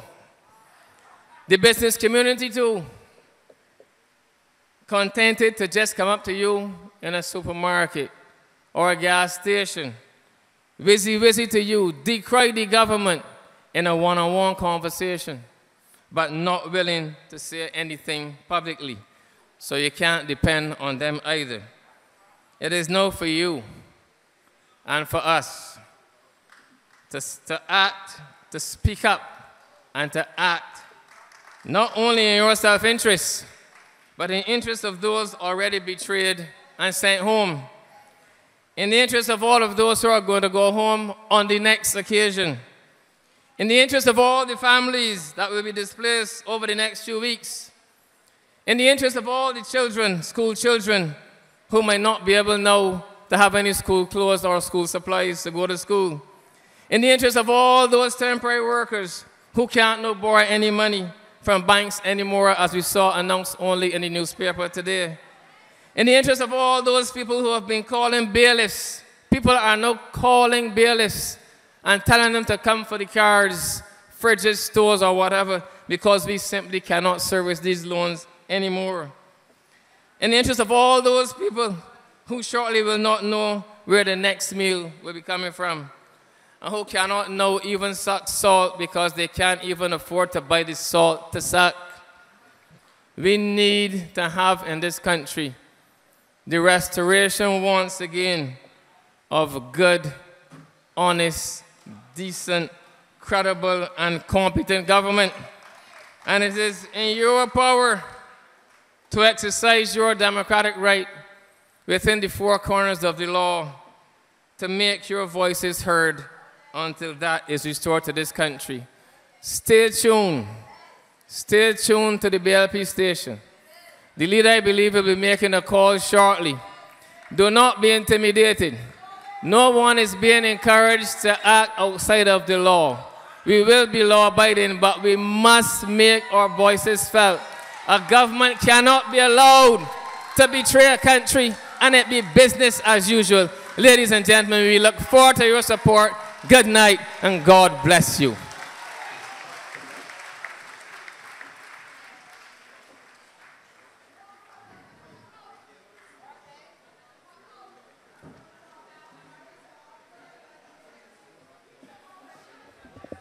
Thank you very much, Mr. Toppin. And we're trying to keep a tight schedule, so I'll go right ahead and introduce the next speaker. A lawyer by profession, a Queen's Counsel. I introduce to you Mr. Ralph Thorne to come and address you.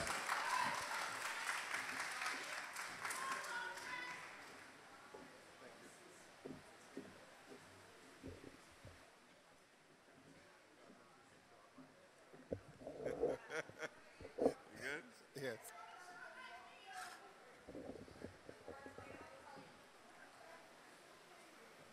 Thank you, Mr. Chairman, and good evening to the members and supporters of the Barbados Labour Party. And since this is a People's Assembly, good evening to the rest of the people of Barbados. I heard my two friends speak, and the chairman tells me I have 10 minutes. And it is 10 minutes I intend to take with gratitude. I do not have Trevor's fire. I do not have the depth of knowledge of my good friend Ronald Toppin, but in the 10 minutes I have, let me say what a pleasure it is to share a platform with Ronald.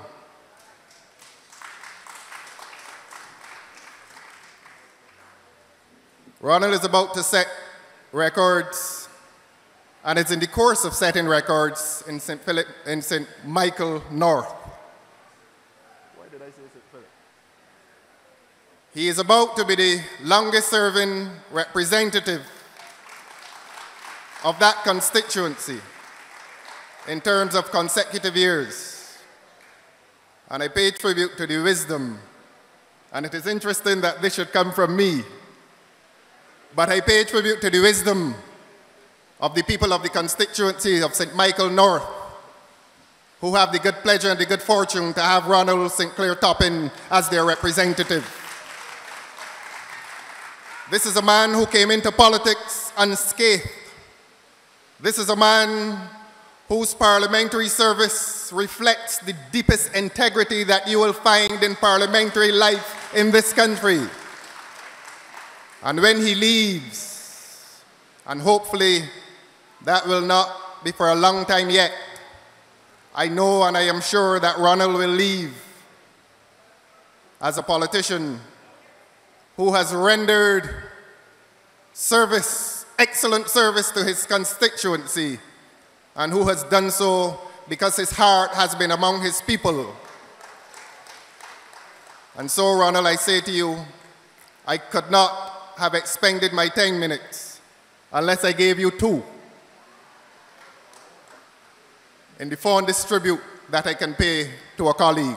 I congratulate you. And since Ronald has set a standard here this evening, we wish to treat this as something of a seminar, a convention in which we exchange ideas. Since Ronald has come and told you, has come and exposed to you the incompetence of this government, let us prove to you that we in this Barbados Labour Party are well qualified to be the next government in this country. Let us therefore treat this exercise as an exchange of ideas, not as an opportunity to do unwholesome things, but to bind our minds together and exchange ideas for the upliftment of this country, for the advancement of this country, for the release of this country from this wicked government called the Democratic Labour Party. I saw today's paper, and I saw an article written by a young lady, Yvette Bess. I've never met Yvette personally, but since I'm in the mode of congratulations, I want to congratulate her. She wrote an article about a gentleman called Hallam, a lady called Andrea, and a child called Kishmar. And her headline described that collection of persons, those 3 persons, as a family. And she was very careful to do that. She described them as a family. I want to say to you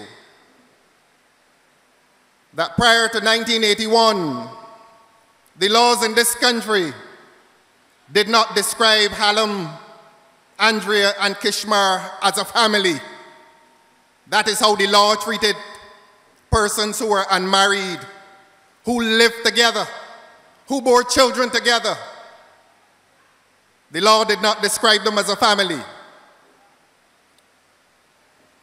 And it seems that in the aftermath of what the National Housing Corporation has done, that this Democratic Labour Party intends to take us back to the days when a man and his woman and their child cannot be defined as family, when they could take up these two people who hate that family and dismiss them.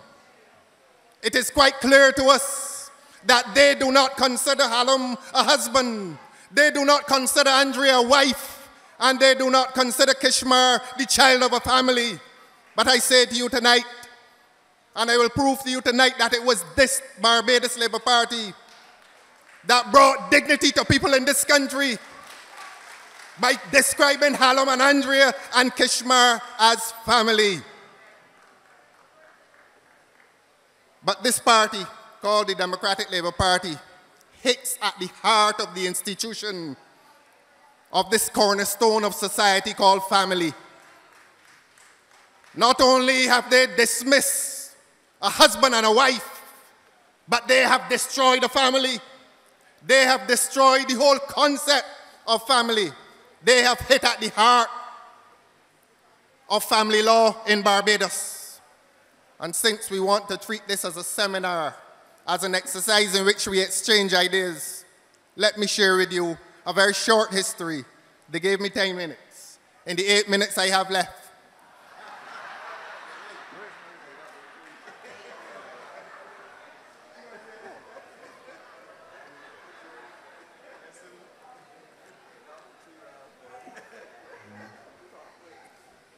thank you, Mr. Chairman. He said 7.5. I began the study of law in 1979.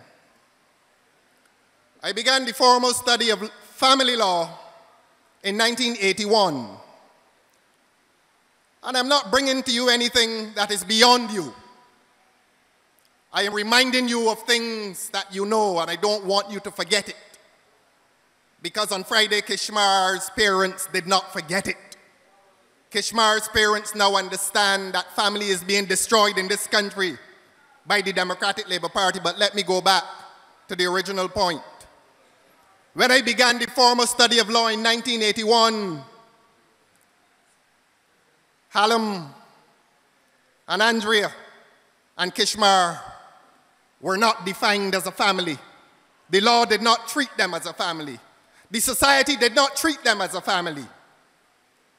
And midway in my study of family law, the lecturer came in to the lecture room one morning just shortly before the exam and said, "I have good news for you, the Barbadian students." Listen to what he said. "I have good news for you, the Barbadian students." We were in a faculty of Jamaicans, Trinidadians, Vincentians, St. Lucians, Dominicans, you go right across CARICOM. We were a convergence of Caribbean peoples engaged in the study of family law. And we were the first, according to that lecturer, to pass the progressive legislation that made that unit that we did not previously dignify with the term family. We made them family tonight. That was through the passage of the Family Law Act. And tonight I pause and pay tribute to Sir Henry Ford. Sir Henry, wherever you are.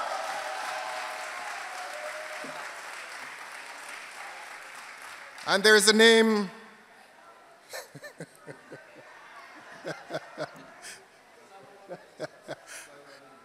Y'all want to know what he wrote here? And there's a name that you're not familiar with. But I want you to leave here with full knowledge of these events. There's a name, Errol Chase, former Court of Appeal Justice Errol Chase. who drafted the Family Law Act and who decided to term unions of persons who were not married on equal footing with persons who were married. And so Hallam and Andrea had the same equal rights as married people in Barbados. And my lecturer, John Dyrule, told me, congratulations to the Barbadians. You are the first. And it did not end there. The Status of Children's Act was passed sometime contemporaneously. And you know about that. That all children born in this country were free and equal as any other child. There are those of you who know that when a person died, his property first went to his first son. If a man had 6 daughters and then a son, those daughters had to move aside so that that son could take first bite at the property. And this great Barbados Labour Party passed a law saying all children are equal. Don't forget it. While Sir Henry Ford was Attorney General of this country, the most revolutionary family law legislation was being passed in this country. And we have traveled that road until this day with working class families dignified, being termed equal before the law. The law previously discriminated against women, and I believe I'm right if I say that the majority of people in here are women. Well, I'm going to look you women in your faces and the men next to you and say to you that the law used to discriminate against women, and the law used to discriminate against children. And Sir Henry Ford put that right. In a cabinet headed by the late great Prime Minister Tom Adams, he put it right. In a cabinet populated by men of the depth of intellect of Sir Harold St. John, they put it right. And I believe I see Delilah Bradshaw here tonight. Delilah, it was put right. And we must always pay tribute to these great men and these great women who went before Dame Billy was a member of that cabinet as well, and that government and that parliament. And they put it right. And that is why it grieves us that on Friday, all that we have fought for in this country, all that we have struggled for in this country has been undermined and eroded when the National Housing Corporation looked at 2 people who belong to the same household, who are man and woman, who are husband and wife under the law of this country, and say to them, we don't have to treat you as family. We are seeing you as 2 individuals, 2 separate individuals, and that is wrong. But this government is wrong. This government has done nothing right.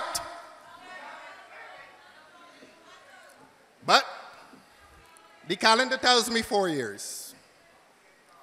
The calendar tells me 4 years. Well, let us respect the calendar. The chairman has told me to wrap up. He's gone? Oh, there he is. Tell the truth, I have never spoken for such a short time in my life. Frank Stewart has 4 years to do nonsense. I come here to talk some sense, and he gives me 5 minutes.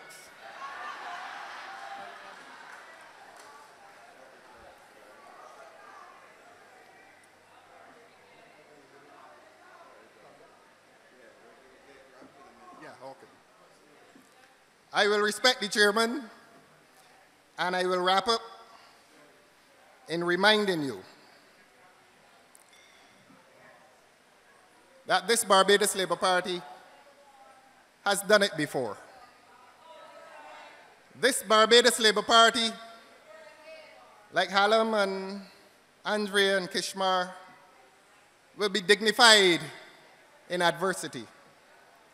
That this Barbados Labour Party will be patient in adversity. And that this Barbados Labour Party, in spite of the efforts of oppressive government, will remain family in this country. The time is coming, and the time is coming soon, when Hallam and Andrea and Kishmar will be returned to their rightful status as family. They did not touch the law, but they touched the reality that these people live every single day. And that is the insidious nature of this entity called government in this country. Let us bind our hands together, and go forward as family in the knowledge that what this party has done, it has done well. And let us go forward without apology. Let us go forward acknowledging the work of our fathers, our forefathers before us. And let us go forward in peace and love. I'm obliged to you. Thank you, and good night.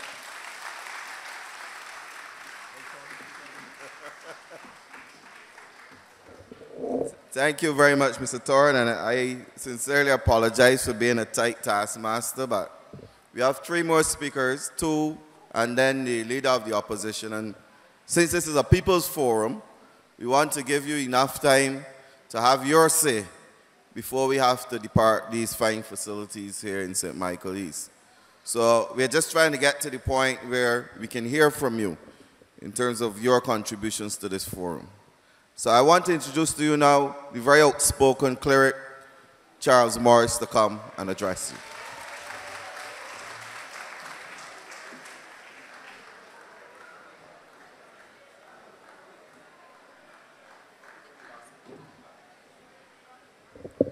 Thank you very much, Mr.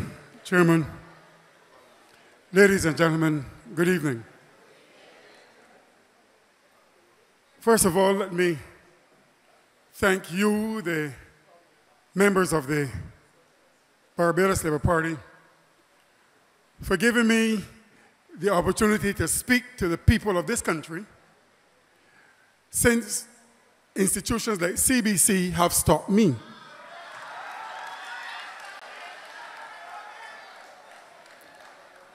And I come tonight to talk to you, the people of the Barbados Labour Party.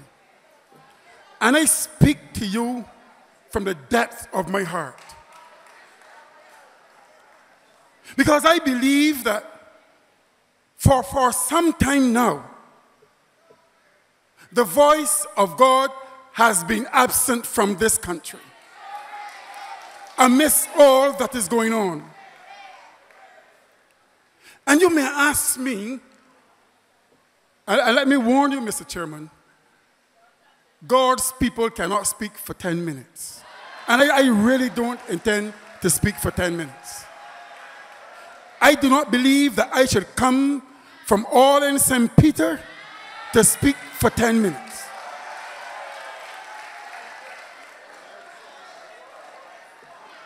But you may ask me why I am here.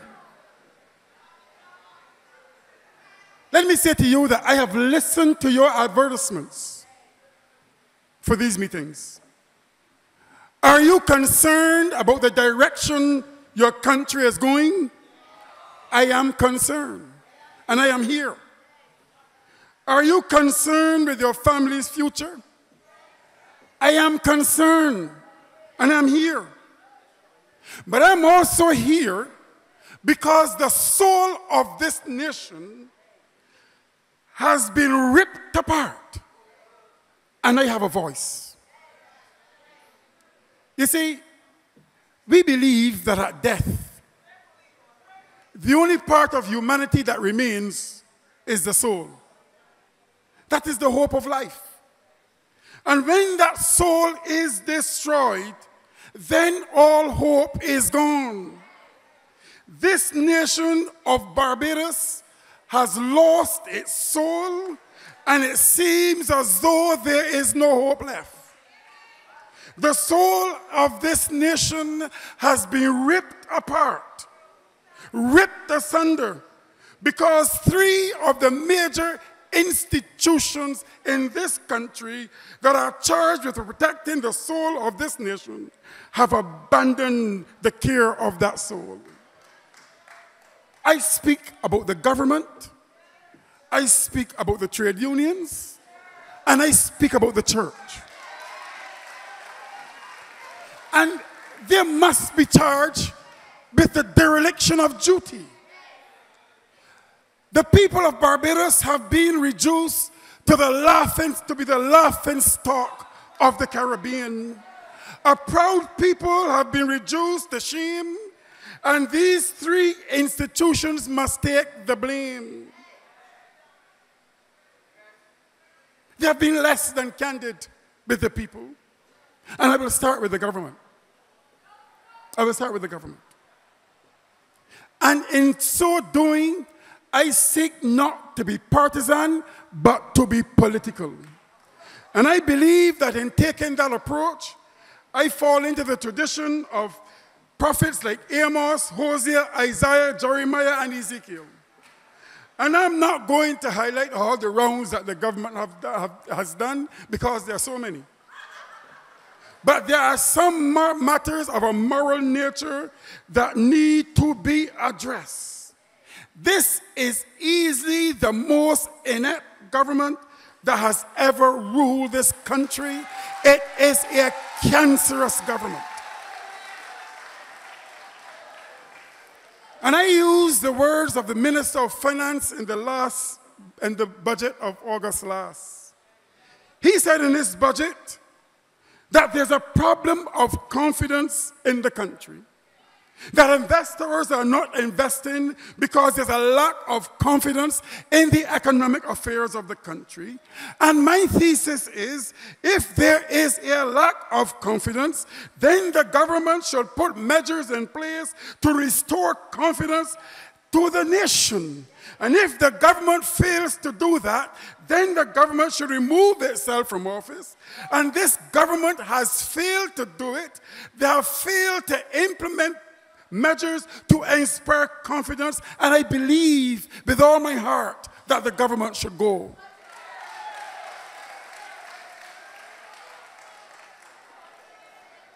Secondly, this country, as well as the government, lacks leadership.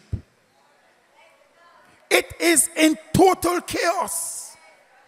The Prime Minister seems to have distanced himself from reality, remaining so silent that he's even deafening to the wind.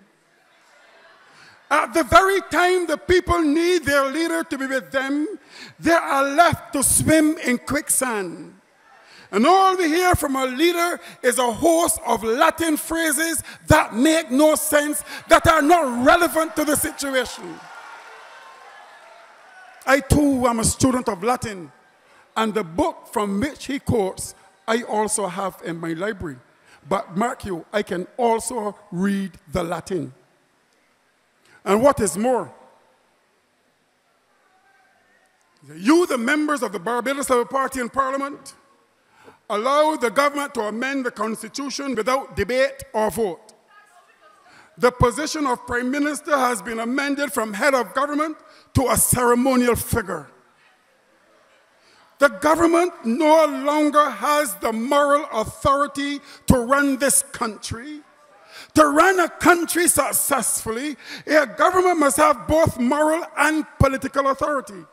If you possess the political authority and not the moral authority, then there is chaos. And during the last election campaign, the people were told that this government would not retrench people.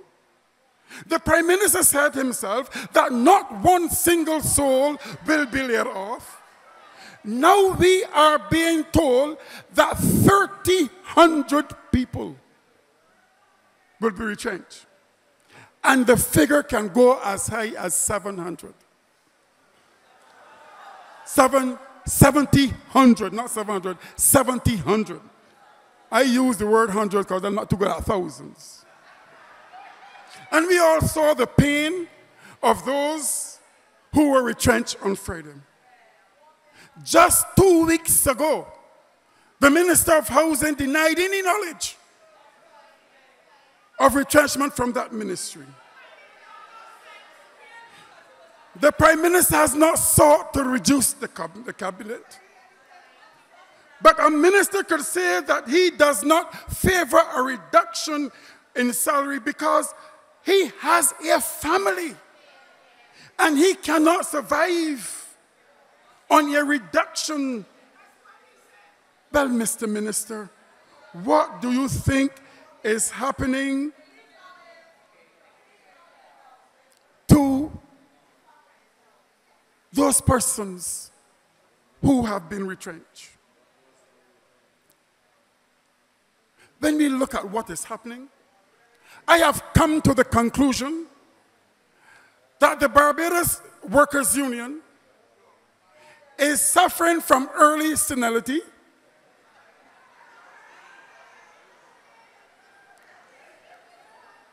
that the National Union of Public Workers is suffering from a bout of intellectual pauperization, and the two of them together display a level of stupidity that far excels that of Osimor. And I am being unkind to Osimor.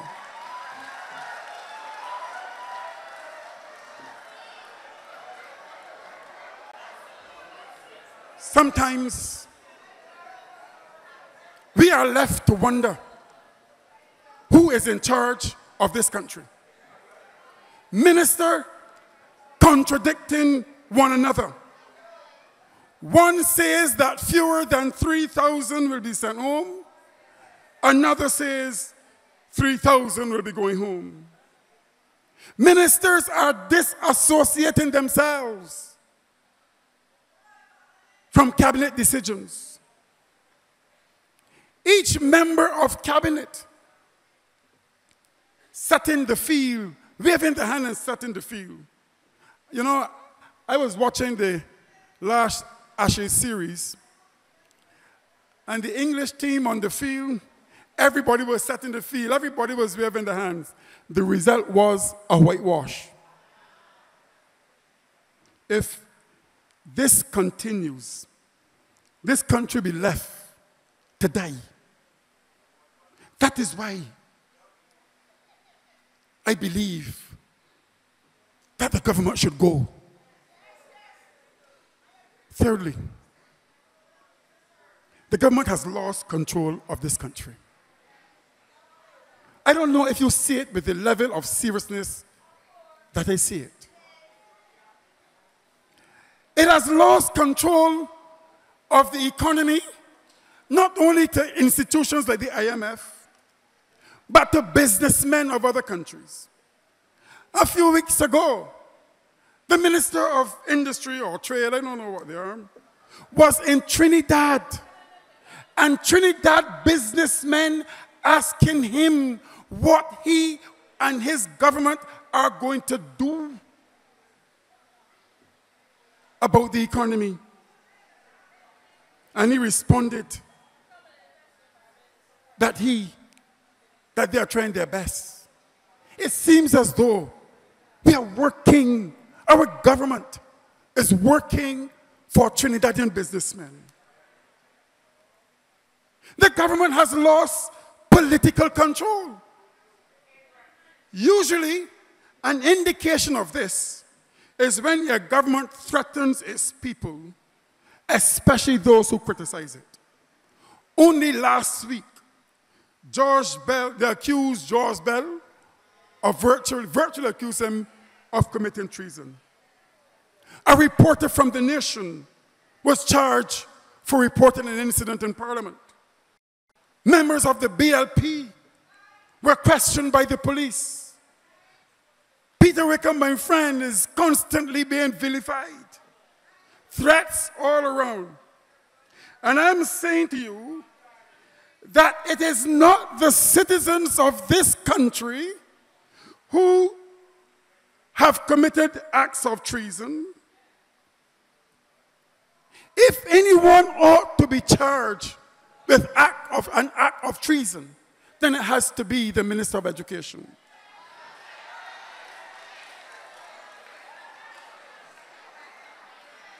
He was the one who threatened citizens when he said that heads may have to be cracked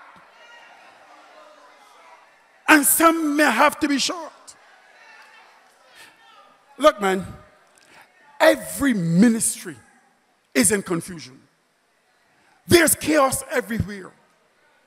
For the first time in the Caribbean, this country has the worst prime minister, the worst minister of finance, the worst minister of education, the worst minister of tourism, the worst minister of health, the worst minister of transport, the worst minister of labor, the worst attorney general, the worst minister of foreign affairs, the worst minister of industry and trade, the worst minister of culture, the worst minister of the environment, the worst minister of social care, the worst speaker, a minister of agriculture who cries wolf, wolf, and a minister of housing who tries to make up with his ineptitude by trying to rival Trevor Eastman in comedy.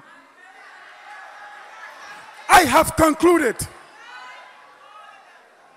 that we have that for the first time, our judiciary is in chaos. I am led to believe that we have had the worst Chief Justice, the worst Director of Public Prosecutions. You know, everything that King Midas touched turned to gold. Everything this government touches turns to dust. So I have labeled every minister as King Dismal.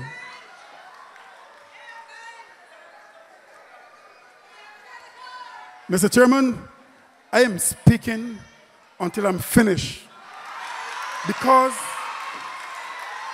I feel in my heart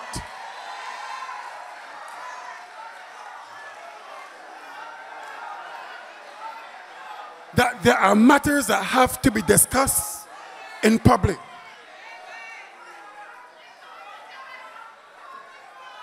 Let me say something to you. The Minister of Education must shoulder the responsibility for the violence in some of the schools in this country and some of the violence in the country as a whole.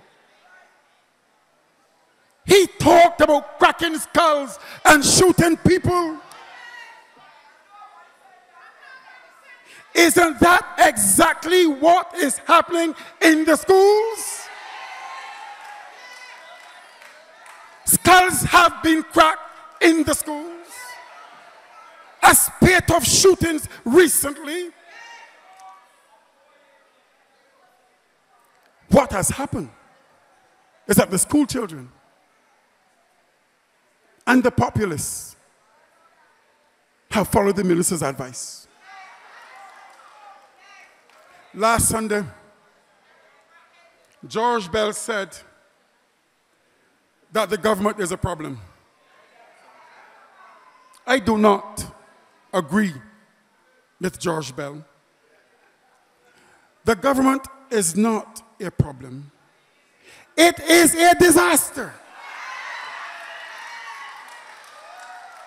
It is an environmental hazard. It is a catastrophe. It is a cancer. It is a threat. This government is worse than a combination of hurricanes Allen, Hugo, Jean, the volcano in Montserrat, and the earthquake in Haiti. And I'm saying to you that disasters must be avoided, threats removed, and chemotherapy must be applied to cancers.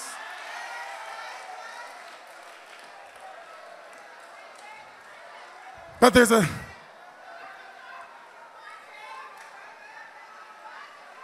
there is a question we have to ask ourselves. Does the government have the right to do what it is doing? No, they may very well have. I'll tell you why. We were told during the last election campaign,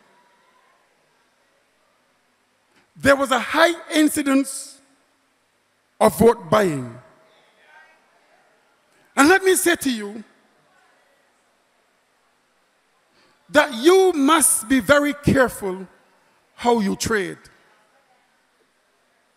If I ask you to vote for me and I pay you for that vote, then our contract is over. I have no more responsibility to you.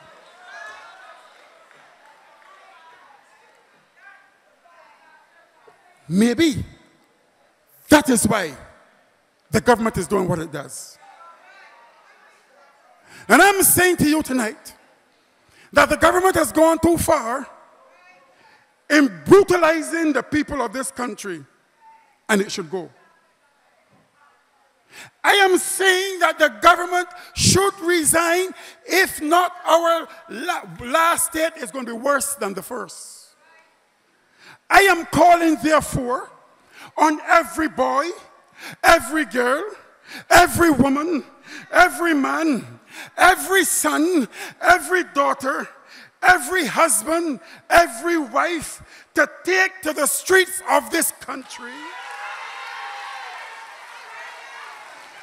Come from the north, come from the south, come from the east, come from the west, come from the mountains, come from the vale, come from the sea, come from the dry land, and take part in non-violent protests. Heed the words of Clement Payne: educate, agitate, but do not violate.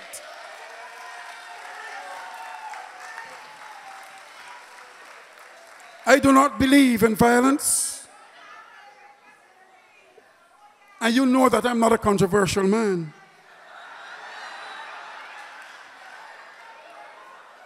But I believe that any protest should be done peacefully. I turn my attention to the unions. The unions have fared no better. It is my humble opinion that both the National Union of Public Workers and the Barbados Workers Union have abandoned the people. I said earlier that the BWU is suffering from an early bout of senility, and the UPW is suffering from intellectual pauperization. I also said that they're displaying levels of stupidity that far excels that of Osimor. I teach history. I also teach sociology.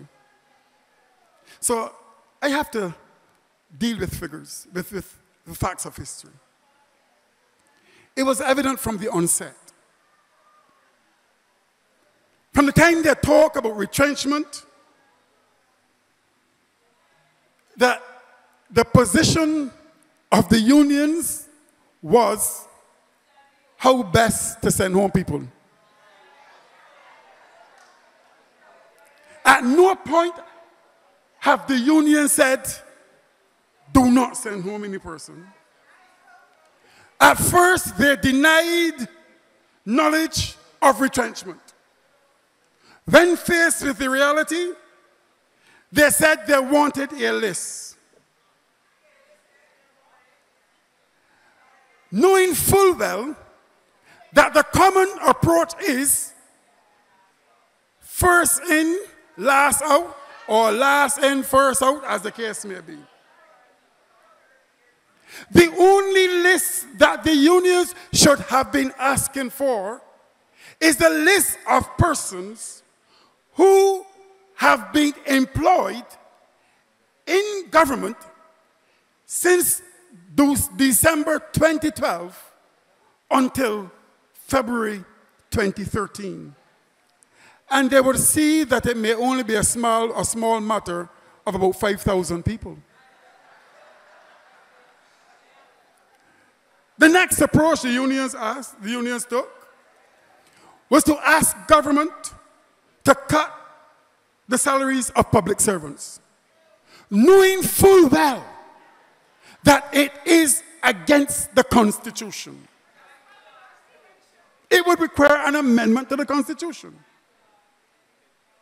And when that failed, the union said, well, let us have a referendum among the public servants. Public servants cannot change the Constitution. That would be against the law. Why were the unions of this country encouraging both government and people to break the laws of the country? And the unions should know that if public servants, against any stretch of the imagination, were to attain a salary cut, it still would not affect members of other unions like the Progressive Barbados Secondary Teachers Union and then the BUT. And what is more, a government that passed a law stating that workers should have 6 months' notice before they were retrenched has not even given those workers 6 minutes' notice. And then the National Union of Public Workers came with the most ridiculous idea to submit proposals to government to run the country. All along, the unions were dancing out of tune. And now, the unions are saying that they will find jobs for the displaced workers. They have not said where. And added to that, the Barbados Workers Union is asking workers of the Barbados Water Authority to illegally give up their overtime salaries or wages to save jobs. The actions of the unions remind me of the lyrics from a song by Simon and Garfunkel. The song is called Mrs. Robinson. And some of the lyrics go like this. Where have you gone, Joe DiMaggio? Our nation turns its lonely eyes to you. What's that you say, Mrs. Robinson? Joltin' Joe has left and gone away. In this current climate, these two unions have become irrelevant, and workers need to look elsewhere. We need a new type of union that is relevant for these times. Yes, 3,000 people to be laid off in the first instance.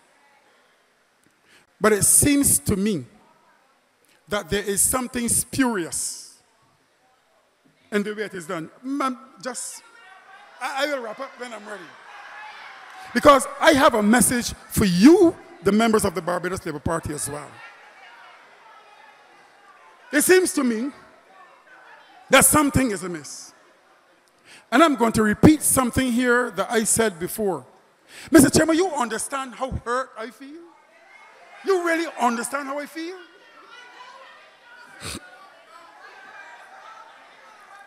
How else do we, and I'm speaking from my heart, because it's something that I have to confront daily. I said it before, and I'm going to say it again. How else do we explain what happened at a secondary school in this country? It seems as though this government is securing positions in government for its supporters and getting rid of others. You all remember a gentleman driving a bus in an advertisement saying that if the Barbados Labour Party wins the government, they're going to charge bus fare. You all remember that?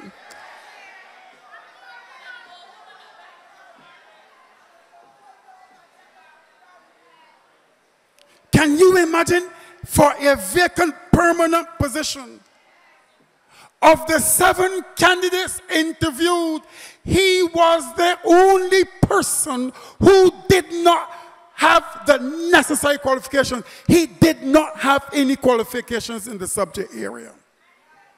Yet he was given the job ahead of those who were qualified in the subject area, some who had master's degrees in the same subject area. These persons who were qualified answered questions relating to the syllabus. And this gentleman could not answer one question relating to the syllabus. When asked about matters relating to the syllabus, his response was, the 2 responses he gave: I will do the research and teach the children. But the more ridiculous response was, if I knew that I was going to be quizzed at the interview, I would have brought my notes. That is morally wrong. I know that there are some of you who will say that I should not speak. But if I see these things wrong and I say nothing, I am not fit to wear the color that I put on.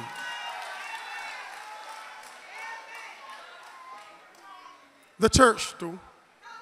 I tell you, Mr. Chairman, I'm speaking tonight. CBC shut at me and you ain't shut me up.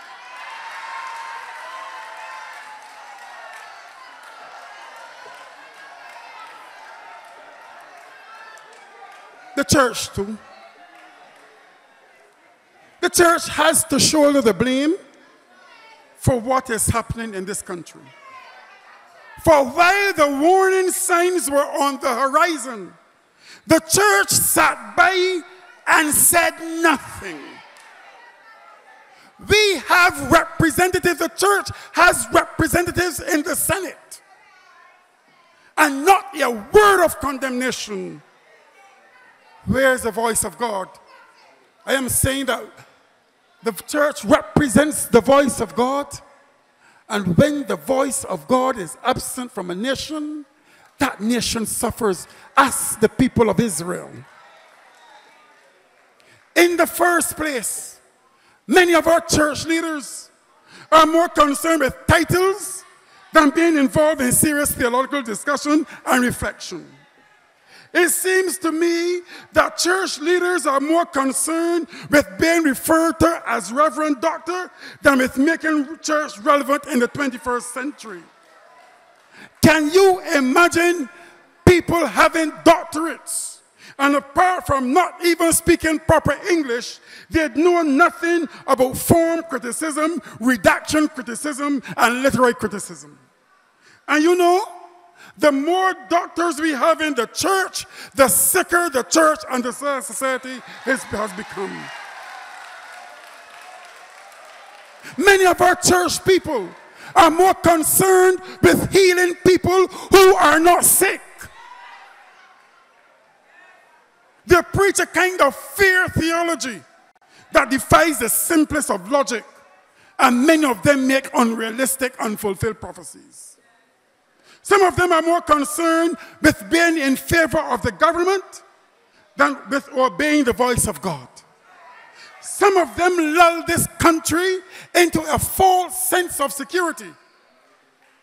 When they prophesied that late Prime Minister Thompson was going to be healed by February of the following year, when medical evidence suggested otherwise, they forgot that death is also part of a healing process. In its current state, the church has become the most irrelevant institution in this country, trying to keep people in the dark. Even the Anglican Church, that was a mouthpiece for the people of this country, for the mouthpiece for the underprivileged, has gone extremely silent. With all of this confusion going on, the Anglican Church has remained so silent that the proverbial church mouse is more vocal. The church is afraid, the leadership of the Anglican Church is afraid to speak on controversial issues. They have failed to call on politicians to live up to their moral responsibility. You remember the deans and the bishops taking on government and winning? Today, not a word. And what is more, last Sunday, a priest blamed the public servants for what is happening in this country. He told them to work or go home. But that call should not be for the public servants. That advice should have been given to the members of government who were sitting in front of him. He should have told them to go home. So partisan and out of tune were his comments that he said the country will soon come out of the recession, and there is no recession. Is it that certain members of the clergy have become so partisan that they fail to speak and see the obvious? Let me tell you something about Barbadian history.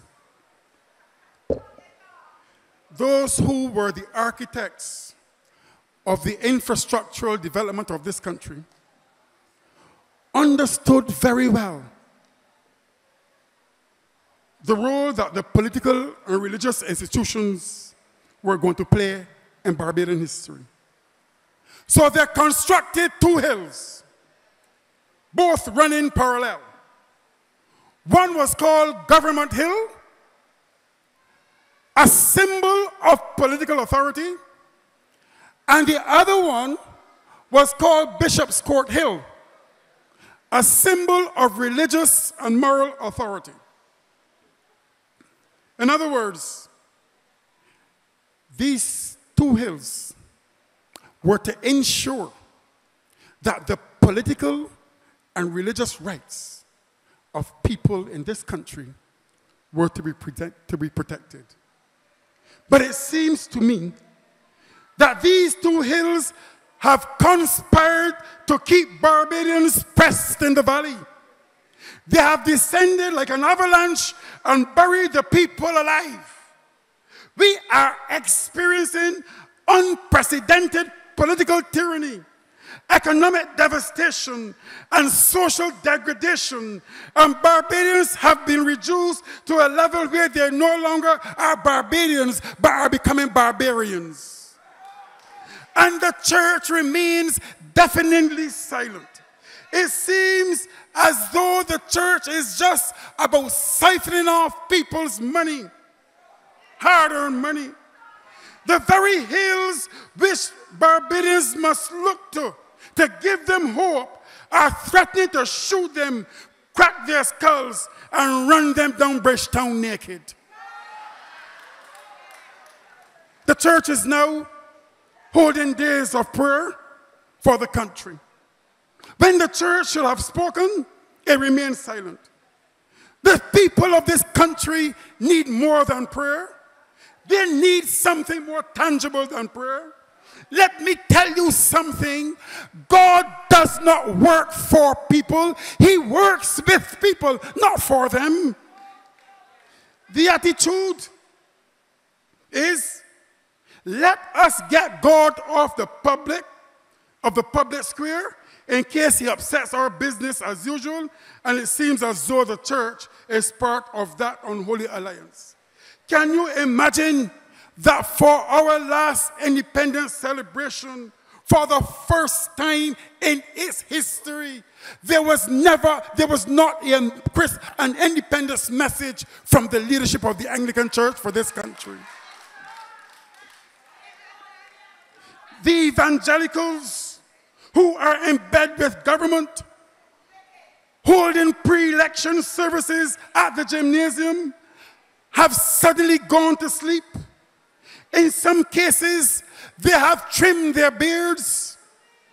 Others behaving just like King David, who because he was king could do what pleased himself.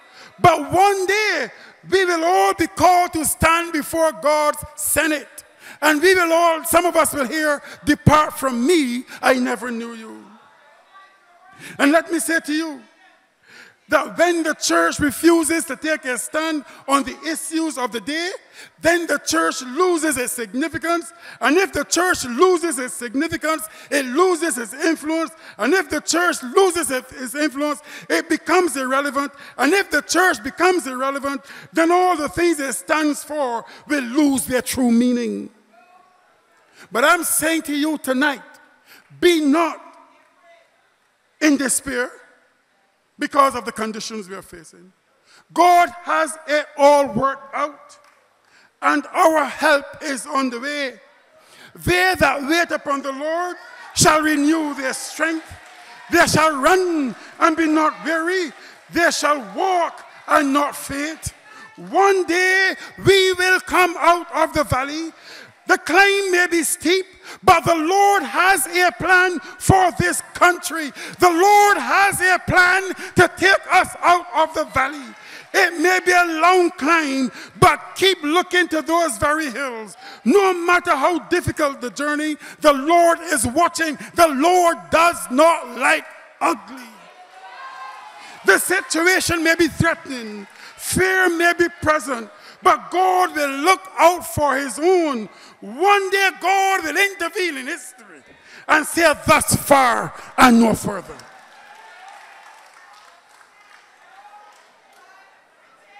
Mr. Chairman, I want to close by offering a word of advice to you, the members of the Barbados Labour Party. You must take your task seriously. Rid yourself of the internecine strife that balks you. Right now, people are looking to you. Let me tell you something. This party was born out of the working class. It was born of the workers. There's a myth that is going about this country that the Barbados Labour Party is pro-business class.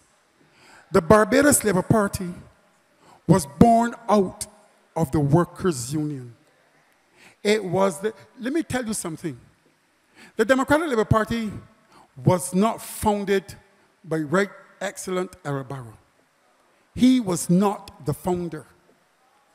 The Democratic Labour Party, two major founders, and listen to me carefully, were Douglas Lynch and Cameron Tudor.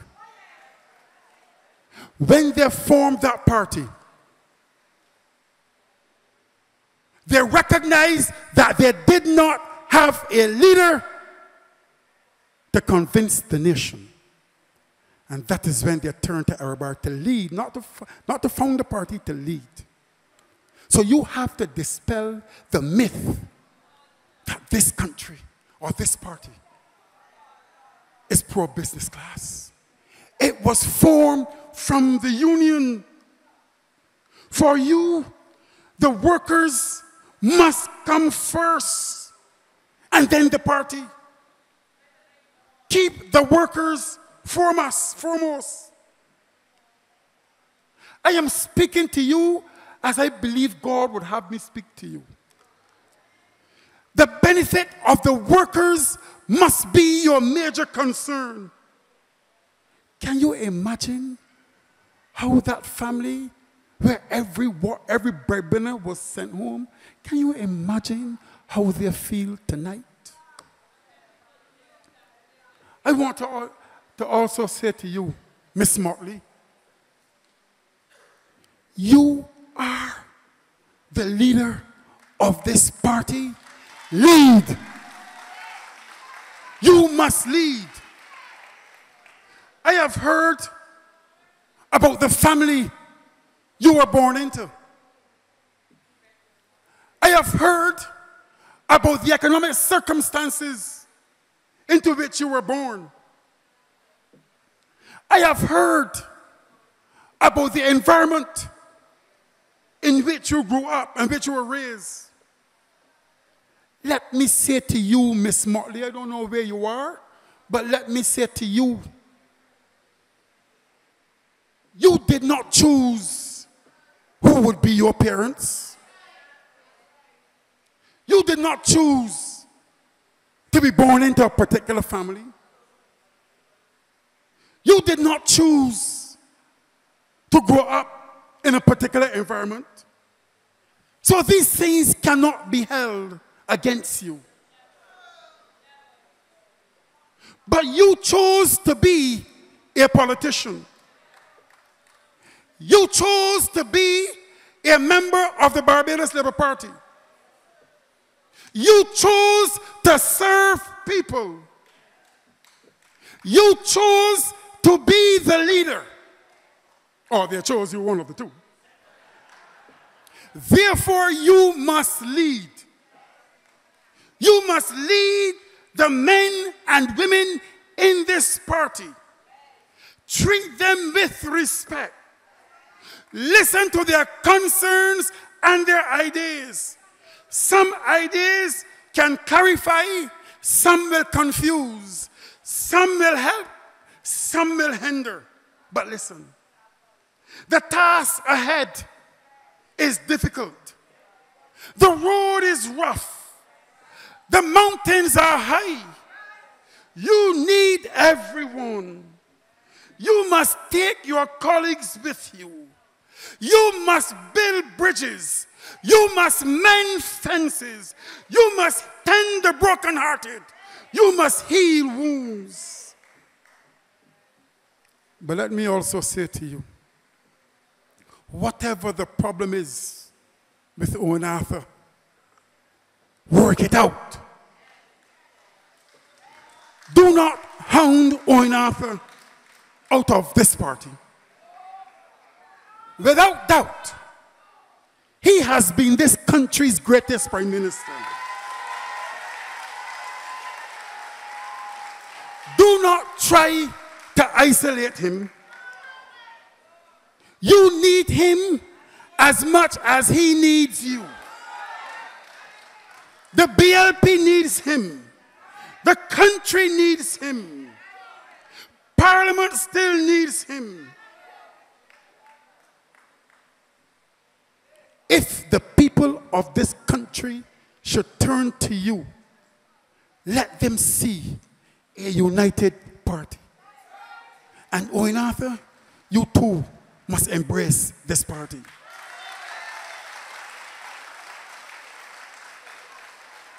Never let it be said of you, of your reign, what is so often said about public figures, that when they have made their sacrifices of self, family, and friends to contribute to public life, we try to rid ourselves of them if we assume that they are no longer of any use to us. I believe that this country can come out of this morass in which it finds itself But we need a new type of government and governance. I am not just talking about a change of party. I am talking about a new system of government.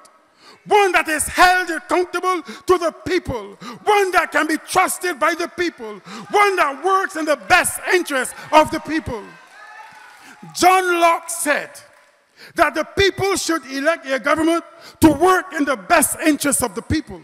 And if the government fails to act in the best interest of the people, that government should be removed.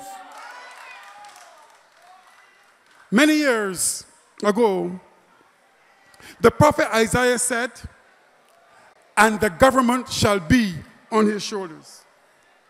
In his case, it could very well be, "And the government shall be on her shoulders," simply because Isaiah was speaking in a patriarchal society. We need a government that seeks to serve rather than to be served. A government that rules from the heart. A government that brings peace to its citizens. Not one that has placed the survival of the party or party paramountcy over the people. The time has come for this government of this country to go. We must change our government system of government. Otherwise, we will become masters of our own calamity and victims of our own stupidity. If we do not alter our systems, one day we will see the handwriting on the wall, and the words will be, "Many, many tekel parson. You have been weighed in the balance and found wanting." The final question I have for you in this party is this. After all of these meetings, what next? I thank you.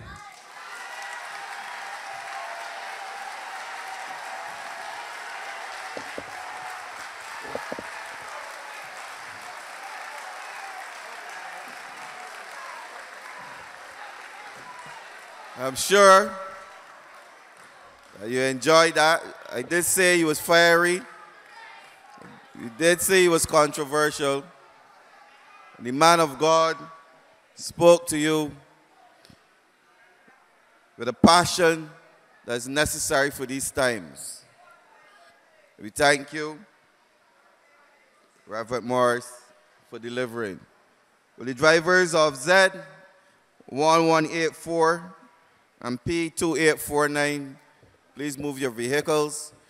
You're blocking entrances and you're also blocking persons from getting out. Z1184 and P2849. Please move your vehicles. Thank you. We'll now introduce to you the next speaker, who's no stranger to Barbados and these types of sessions. Peter Wickham, founder and director for Cadres, political analyst, where you come and address the audience. Thank you.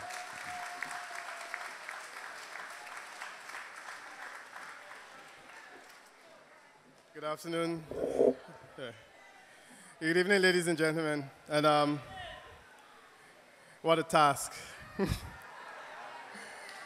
The chairman has dropped me in this between Reverend Morris and Miss Motley. And I can't imagine anything more challenging to have to do.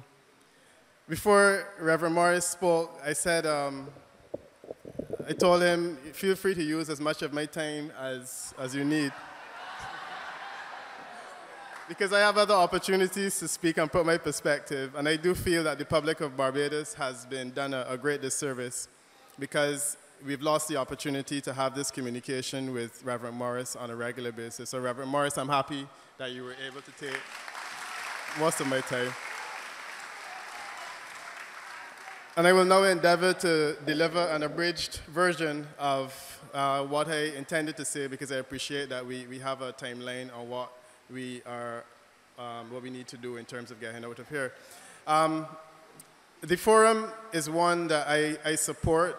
I think it is an important forum, and I think that the forum needs to be put in the context of what the Barbados Labour Party, certainly under the leadership of Ms. Motley, has been trying to achieve in terms of bringing different views and opinions together, many of whom have historically not necessarily been as supportive of the Barbados Labour Party as you might want. And I made a comment to Reverend Morris before we started that certainly if you look at the composition of the platform, you will see many faces who were once in adversarial mode against the Barbados Labour Party.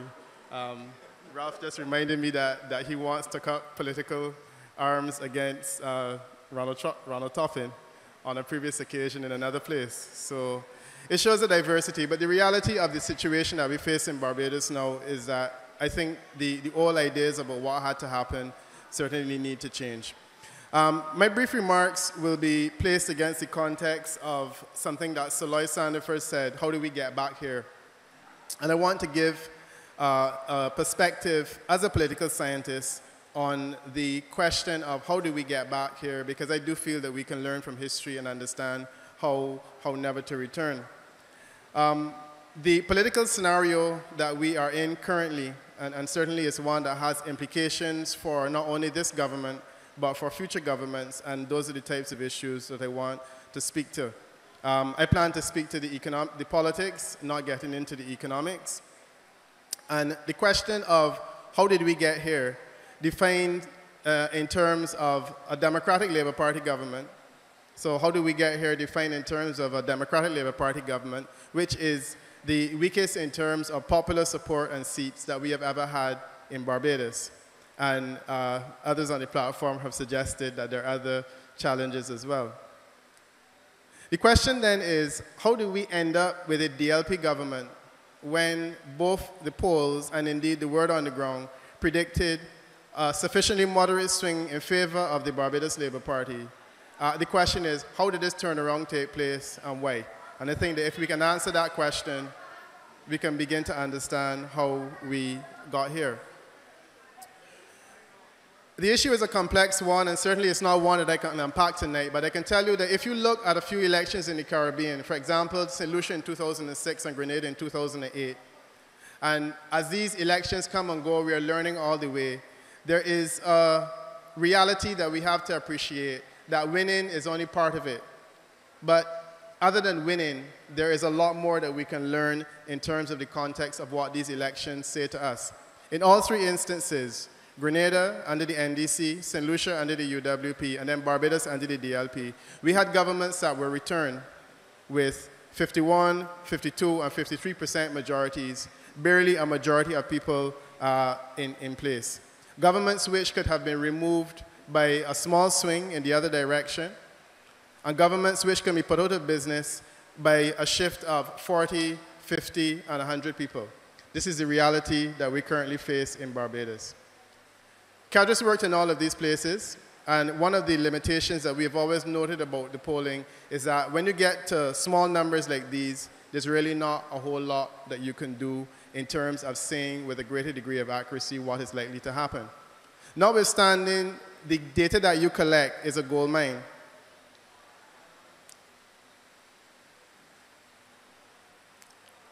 Now let's skip a few of these parts. Yeah, the data that you often get is a gold mine in terms of explaining what the reality is. And if you look back, there's something that you can see. So let's start with 2008 in Barbados. And if you recall, after the 2008 election, in those days I was fortunate to have the ear of the Democratic Labour Party. I held a lunchtime lecture back in 2008 and made it clear that Barbadians did not actually give the Democratic Labour Party a government in the way that they thought, but the Democratic Labour Party was given a chance to prove itself. I certainly think that within a year, to some extent, the Democratic Labour Party had started to prove itself. However, the situation changed as you went on. The flip side of it is something that I think the Barbados Labour Party also has to hear, because the 2008 election result also tells you a few things about yourself as an organization. And there are a couple of things that I suggested that Barbadians were not happy with either. I have decided not to flog that issue any further and to try to move towards other things. In St. Lucia and Grenada, you have had a reversal. In other words, the change that you had in those elections was changed back, and I said that there was a similarity. The question that we're trying to understand, however, is how is it that there was not that turnaround in relation to the situation in Barbados, even as we appreciate that the Prime Minister is certainly not the strongest leader that Barbados has ever had. And he faced off against Mr. Arthur, who was certainly a formidable leader in that regard. And it definitely does create some confusion in a lot of people's minds. One of the significant points that I noted in the last election was that you had public opinion polls that were consistently showing the leadership of Barbados being split between Arthur and Stuart, half and half. And while there was a shift in one direction and a shift in the other direction between polls, the reality is that it was still fundamentally half of Barbadians one way and half of Barbadians the other way. And in my opinion, that speaks volumes about what Barbadians were essentially trying to say to us in the election. And essentially what Barbadians were saying is that we have reservations about both options that are on the table. The question of how an election is won is a combination of two things. There are big issues and there are small issues. Some of the big issues would have been the issues of leadership and so on, but there are some other small issues. And I want to touch on a few of them. One of them is the whole question of the manipulation of an election. And we say manipulation in the best possible terms, assuming that the terms of manipulation are usually the best possible. In a situation where the election is determined by thousands, and this is invariably what happens, or tens of hundreds, it is always easier to see it as a way of people communicating by way of their voting. Most elections in Barbados have been in that category. We had for the first time in Barbados a situation in which elections were determined by tens of people, and in some instances like 40 and 50 people. The most fundamental difference that I want to make to you is that, the most fundamental example or impact that I've been seeing in relation to this last election is the impact of non-participation. Not necessarily what people have called vote buying in this instance, but the idea of non-participation. The fact that there are Barbadians out there who did not vote. Now, I have not studied this with any great detail just yet, but I can tell you, a person who does not vote is a person who is invariably not enthusiastic about either option. And we certainly have regional examples of that. And then there were also people who I spoke to on election day that said to me that they saw no reason why they should vote because I already told them what was happening. As though I had an election in my hand to be able to determine what the outcome would be. I appreciate that people have confidence in the organization, but you do have to appreciate that anything that CADRES says is based on what people tell us. So the assumption that people don't have to vote because an election is already decided is something that I think is rather interesting. And it was right after the election that we had an article by Richard Hode, who I read sometimes, and he indicated that he also did not go out and vote or voted differently because of the fact that he thought that we would have this overwhelming majority from the Barbados Labour Party. It didn't help that 2 days before our election, we had an election in Grenada that CADRES also predicted, in which Keith Mitchell won all of the seats. And Barbadians seem to have been saying to me that we will ensure that under no circumstances would a similar situation occur here, even though I was at pains to point out that based on what we were seeing, it was not likely that that would have been the case. I don't know if the Barbados Labour Party realizes the extent to which a voter turnout could have made a difference in several instances. Let's look at St. Michael's Central. You had 2,467 people who did not vote. The Barbados Labour Party lost by 39 votes. In 2008, you had 4,262 persons who voted. This time, there were 4,217. So you have less persons turned out, and the fundamental difference between success and victory was a lot less than the difference of the two. So in other words, if you had been able to sustain your support levels at the 2008 levels, at least get as many people who went out in 2008 to come out in 2013, bearing in mind that there are more people voting in 2013 than 2008, you would have won the election. So you have more voters to choose from, you get less support, and you lose by a small margin. the situation repeats itself across the entire country. St. Michael West, down by 2%, you lost by 125 votes, more than enough in there to have made the difference. St. Michael West Central, down by 3%, and you lost by 193 votes. 3% of the total electorate in St. Michael West Central is more than enough. So this arithmetic tells us a lot about what was happening on the ground in the election. And certainly if you go to the national level, you lost the election by just under 5,000 votes, which means that there were about 5,000 people who stayed home. And the reality is that the number of voters increased in the voter turnout, increased in the last election by about 6%. So all of these numbers are basically saying to you that while vote buying and a lot of these other factors may have been a reality, but the biggest challenge that you as a political organization had is the fact that you were not able to get people to come out and vote for you. Barbadians, you have no one else but yourself to blame for the situation that you're in now. No one else but yourself to blame. Because you had the opportunity to go out and vote, and the fact is that enough of you did not, and that made the difference between success and victory, and you have essentially put yourself in a situation. So let me move quickly now to where we are. We are in a situation where we have a government in place, weak as it is. A government does not have the political capital to do what it needs to do. This concept of political capital is fairly complex and fairly new, but essentially what it means is that you have a task to perform, but you don't have the necessary either intestinal fortitude, capacity, or willingness to do what needs to be done. And this is a challenge that I have. I think the question of a lack of political capital in relation to this current government comes largely from the fact that this government was one which told us that it would not do several things which it now has to do and which it needs to do to restructure this economy. We had a meeting in this very same place, and this was the first occasion that I was able to sit in a political environment with former Prime Minister Owen Arthur, a person who I've had unkind things to say about in the past, but that's the past. And on that occasion, we discussed the issue of privatization at this very same platform.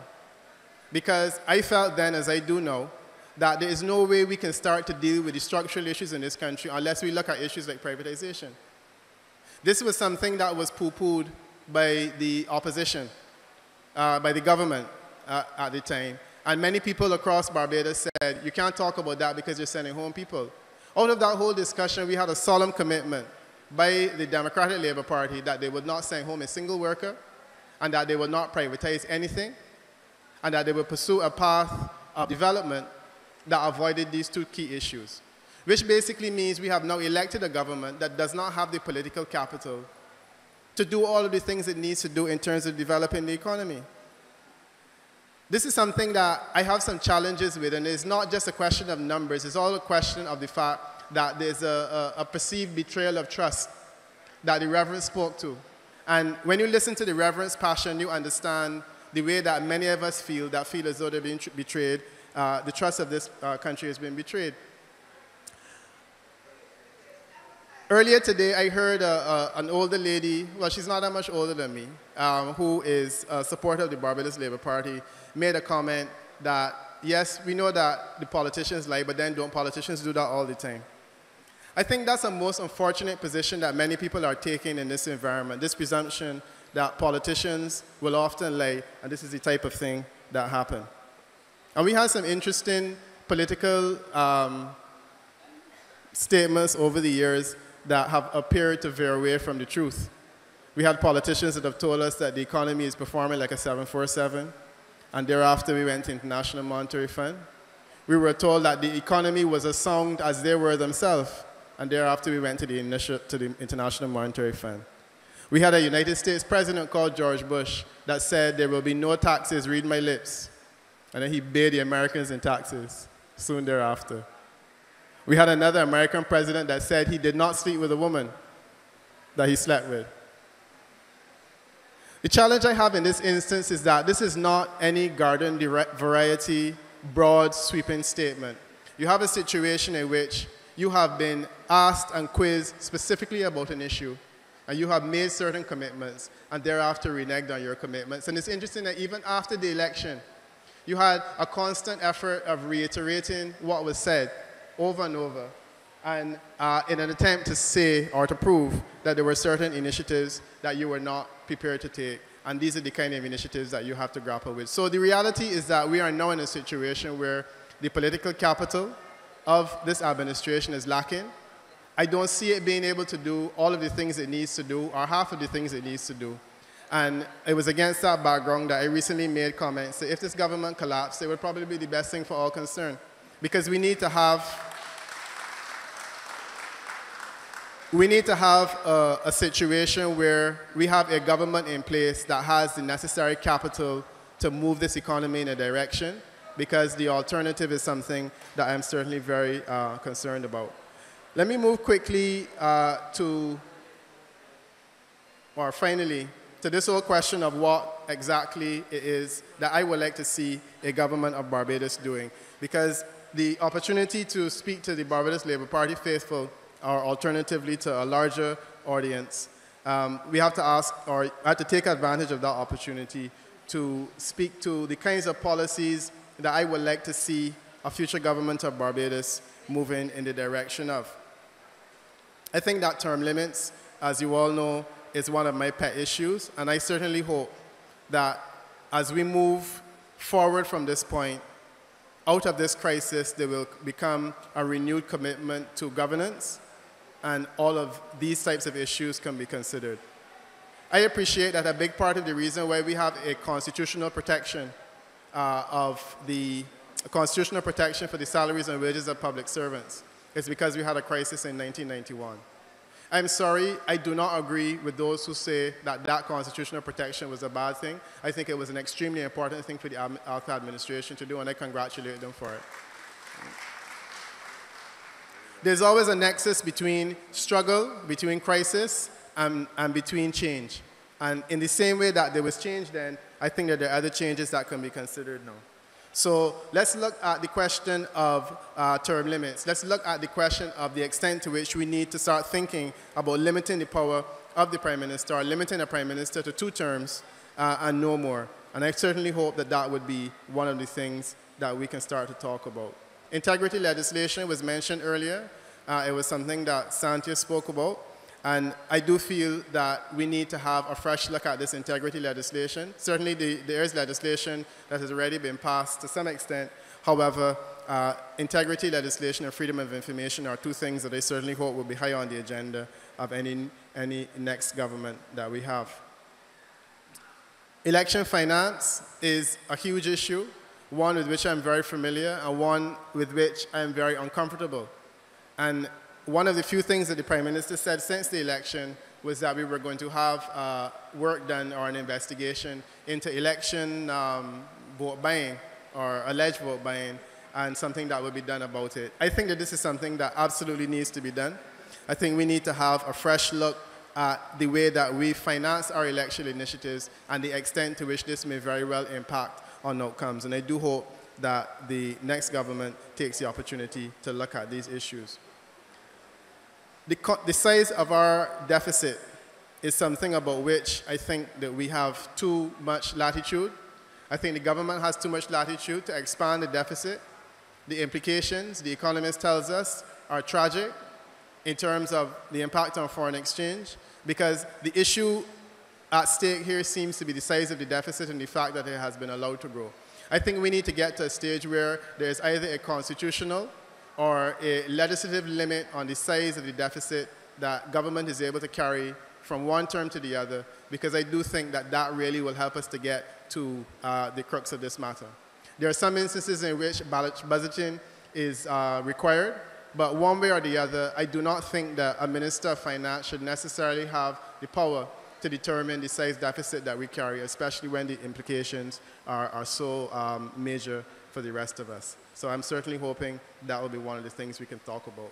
This next one is of special concern to me because I see a situation in which we now have 51% of Barbadians have voted for the Democratic Labour Party. The DLP has all the power, and the rest of us are essentially left to languish on the presumption that if you are not in government, then you have no voice. So you have these fora, but the reality is that we can do nothing to influence the government to act. The concept of a people's initiative It's something that I think is long overdue because we have far too much human capital in this country that is just languishing in fora like these, talking, and nothing is being done about what they have said. In the Cayman Islands, there's a facility whereby a single member of parliament can get, with sufficient support from the public, for a referendum to be put on the table. And I'm not saying necessarily that this is what we need to do in Barbados, but certainly there needs to be some facility that allows the initiatives of the people, the views and the opinions of the people to be able to reach the ears of the Prime Minister and reach the ears of Parliament and to have Parliament act in those instances. The tenders process is an important part of our whole financial regulation, and I suspect that, like most other things, it is treated in a relatively cavalier fashion. Some time ago, Prime Minister Thompson spoke about a commissioner for tenders, and I certainly would want to support that type of thing. I don't know if that is necessarily a solution, but I do believe that individual ministers have too much power regarding the award of contracts and tenders, and it is something that ought to come under parliamentary scrutiny to a greater extent. So ladies and gentlemen, these are some of the issues and thoughts that I have on the current situation that we are in. Now, the question of how do we get to the stage where you can have a change in government or get to the stage where you can have a government that has political capital is the big elephant in the room and the one that no one can answer. As a political scientist, I cannot come here and tell you that this is necessarily going to be something that is easy to achieve. I can also not tell you that it has happened with any degree of frequency in the Caribbean. The Jamaica election, the Jamaica government went back early because the Prime Minister felt it was something he wanted to do. In Trinidad and Tobago, they've had a shortened term because Patrick Manning decided it was something that he wanted to do. I think the Lord has something to do with Patrick Manning's decision, so I don't know if Reverend Morris can have a word with the Almighty and ask him if he might want to do something. But in all other regards, we have basically had to wait until a Prime Minister determined it was something that needed to happen. In Barbados, we had a vote of no confidence. That does not happen until you get persons on the other side to support it, and that was in 1994. And I made the point that that government lasted 3 years, notwithstanding the fact that it was having problems from day one. And then you have the case of St. Vincent and the Grenadines. But St. Vincent and the Grenadines is very different to Barbados in the sense that in St. Vincent and the Grenadines, a majority of people voted for Ralph Gonzalez's Unity Labour Party, which was led by Mr. Beach at the time. And the NDP was a minority government, and certainly the Democratic Labour Party is not a minority government and cannot be treated in that way. So you don't have a whole lot of examples on the table of instances in which governments have been forced to return to the polls mid-street. The Prime Minister does have considerable power in this to determine, and it makes life very difficult. All I can suggest to people is that all of you who were promised various things by the Democratic Labour Party on an individual basis, and there is statistical evidence that the election was micromanaged, where persons were individually convinced to support the DLP, you should now return to the persons that made those promises and demand that those persons keep those promises. I, like Reverend Morris, fundamentally disagree that this whole idea of the commitments that politicians are making being just dismissed willy-nilly. And you have union leaders saying, well, we were never convinced that they wouldn't have to lay off people, so it's not a question of if, it's a question of how many. I think that's a silly proposition. If you say to me that this is what you are going to do, I think you have an obligation to stand by it. So all I can say is that people who were made commitments on an individual level, none were ever made to me. You need now to return to the persons who made those commitments and make their life miserable. You told me you would do this, and you haven't done it. You told me that X would happen, and it hasn't happened. And force those people to understand that when they go to the floor of Parliament and they vote and they continue to support and prop up this government, that they are behaving in a way that does not make you happy and is not consistent with your comfort levels. And that's probably the best thing that I can suggest, short of the protests and other things that have been put on the table. I'm not a big protest person, I have to admit, but nonetheless, I am appreciative of the fact that there are others who know this business better than me that are of the feeling that this is something that can work. So, ladies and gentlemen, I want to thank you for your attention for a few minutes. I also want to thank the Barbados Labour Party for giving me the opportunity to present these brief views. and for Reverend Morris for actually giving me 5 minutes to speak so that I wouldn't have been able to go home without having said anything. And I certainly wish you well as these people's forums continue. Wish you well in your quest for better governance. Thank you very much.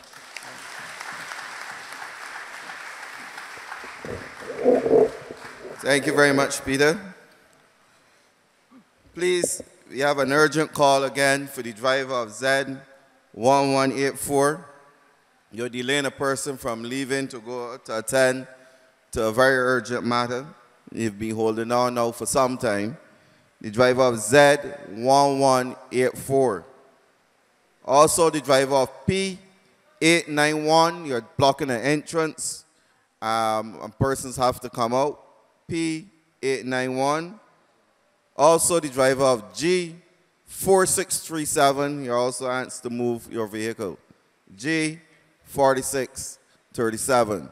Those numbers again, Z1184, P891, and G4637. I trust you know the numbers of your vehicles. We've been going good so far. You've been enjoying it? Nice. Well, we started out by saying that this process is about the People's Forum. It's an opportunity for you to be engaged and to be included in the process of governance. We started out by saying this is more about governance and bad governance than anything else. And it's about the lack of inclusion, and it's about the practice of exclusion. And the next person who's coming to address you have demonstrated all through her political life good governance and the practice of inclusion. I remember as a Minister of Education, she would walk the halls literally, talking to Barbadians. The Minister of Culture demonstrated the same practice of being at every festival and every event. As Minister of Economic Affairs as well, I've always practiced the process of inclusion. As Attorney General, leading the country through crisis after crisis, through the practice of inclusion and dialogue. And I am sure, and I have no doubt, when she becomes the Prime Minister of this country, that the practice of inclusion and dialogue and engagement of the citizens of this country, as demonstrated through these people's forums, will continue. And so I bring to you to address you tonight, the Leader of the Opposition, the Honorable Mia Amor Motley.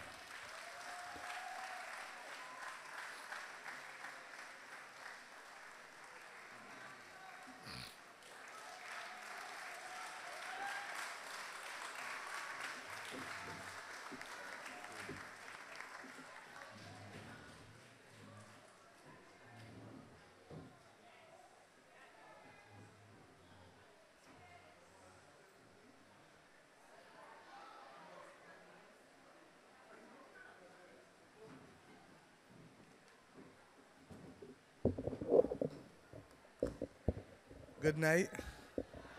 Good night. Good night. I can't hear you over the rain.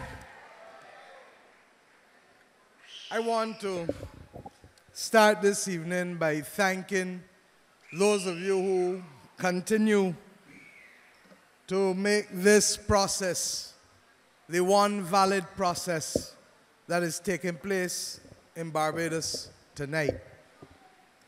You are here because you believe that the voices of the people must be heard.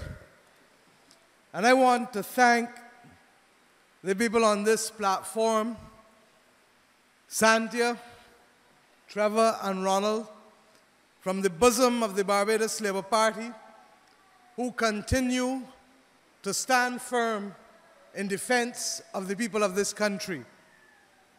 I want to thank Beverly Norval, who is no longer with us, but who came and gave testimony this evening, having been raised as a member of the Democratic Labour Party.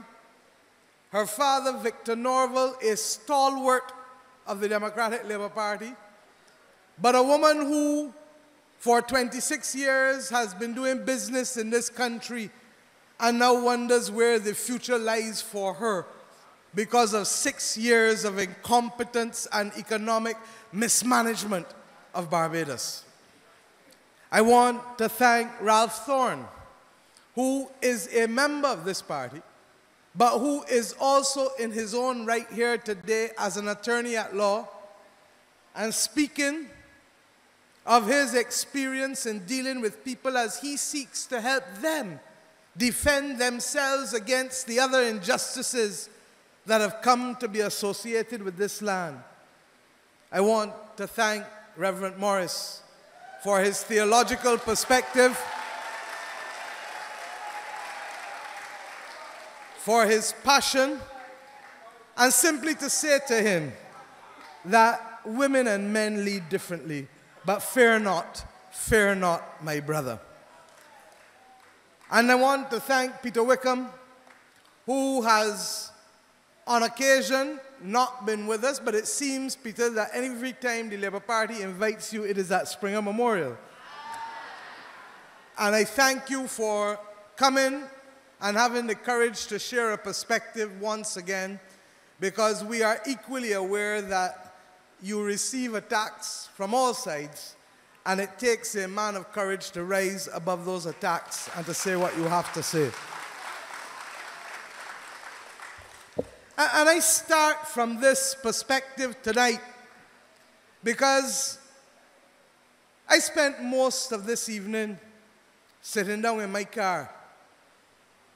And I did it because I wanted to come here with a mind that reflected on how do we, in 2014, find ourselves in a Barbados where both economically and in terms of our rights and freedoms, we look like a different country, and we are being treated as if we are tenants in our own land. How do we arrive at a Barbados at the beginning of February 2014, where 3,000 people, some of whom have already gone, some of whom are in here tonight, some of whom have worked 12 years and 14 years, who, even though they may be promised a severance payment, do not know how they will pay the electricity bill at the end of February or at the end of March, or buy food in 2 weeks' time. How do we, in a Barbados in 2014, contemplate that school meals workers, over 30 of them, could have received telephone calls this weekend and be told, do not come to work tomorrow morning on a Monday? I say to them tonight, collectively, as I have told some of them individually, nobody hired you by telephone, go to work tomorrow morning. If you were not hired by telephone, you cannot be removed by telephone. Is this what this country that has stood for so much has come to be reduced to, that we do not know how to treat ordinary Barbadians? That we send drivers with letters on a Saturday to a fisheries division to give them letters that they are dismissed forthwith? Is this the same government that trumpeted an Employment Rights Act that Ralph will tell you has provisions in it to protect the very same workers who would normally have expected, not collectively, but individually, 6 weeks' notice? Is this the same government that tells you that they formed a social partnership, ignored this social partnership for most of this entire period, when 1 year ago, line found itself before the social partnership for the same act of wanting to send home workers in this country. It is a case of what is good for the goose is not good for the gander. Well, I said to you in St. Philip last week, that if Frundell Stewart has a problem with his political manhood that precludes him from taking advice from people, and if he feels that he has a problem taking advice from this woman, fear not, Frundell, because on the current trend, before long, you will have to listen to another woman, and her name is Madame Lagarde. We have reached a situation when the one substantive item that the Prime Minister has put before Parliament in this week, when the majority of letters will be delivered to people, taking from them their right to be able to earn, what does the government bring to Parliament?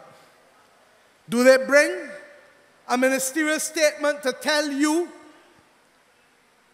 whether the National Insurance Fund, be it the Unemployment Benefit Fund or the Severance Payments Fund, can survive the large number of claims that will now be made on it, because people at National Housing who have gone home in some instances have 12 and 14 years.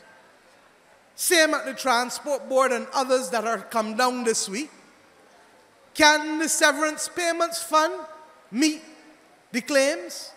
Can the Unemployment Benefit Fund, which we know is already under stress, meet the claims? No, Frundell doesn't come to tell you that this week. Does he come to tell you whether the 3,000, because he says he was never fascinated with mathematics. Well, we now know why the country is in the nonsense that it is.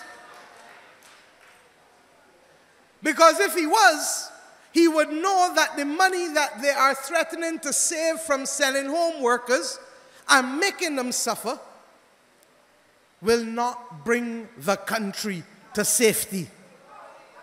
He would know that the people who are on the front page of the paper today as temporary workers, they haven't been sent home, but their lives are now compromised by this government's actions, because they cannot go into a single bank tomorrow, and God forbid they get sick. I ain't even talking about buying a house. I ain't even talking about anything as large as that. But suppose they need to borrow $20,000 for a medical emergency, Wendy.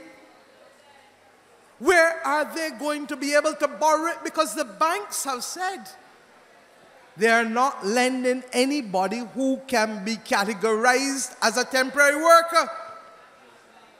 And even if you say you are not sending home teachers, the teachers who are temporary workers still taking the same lash, so they cannot stabilize themselves and their families. The nurse, give me a chance, sir.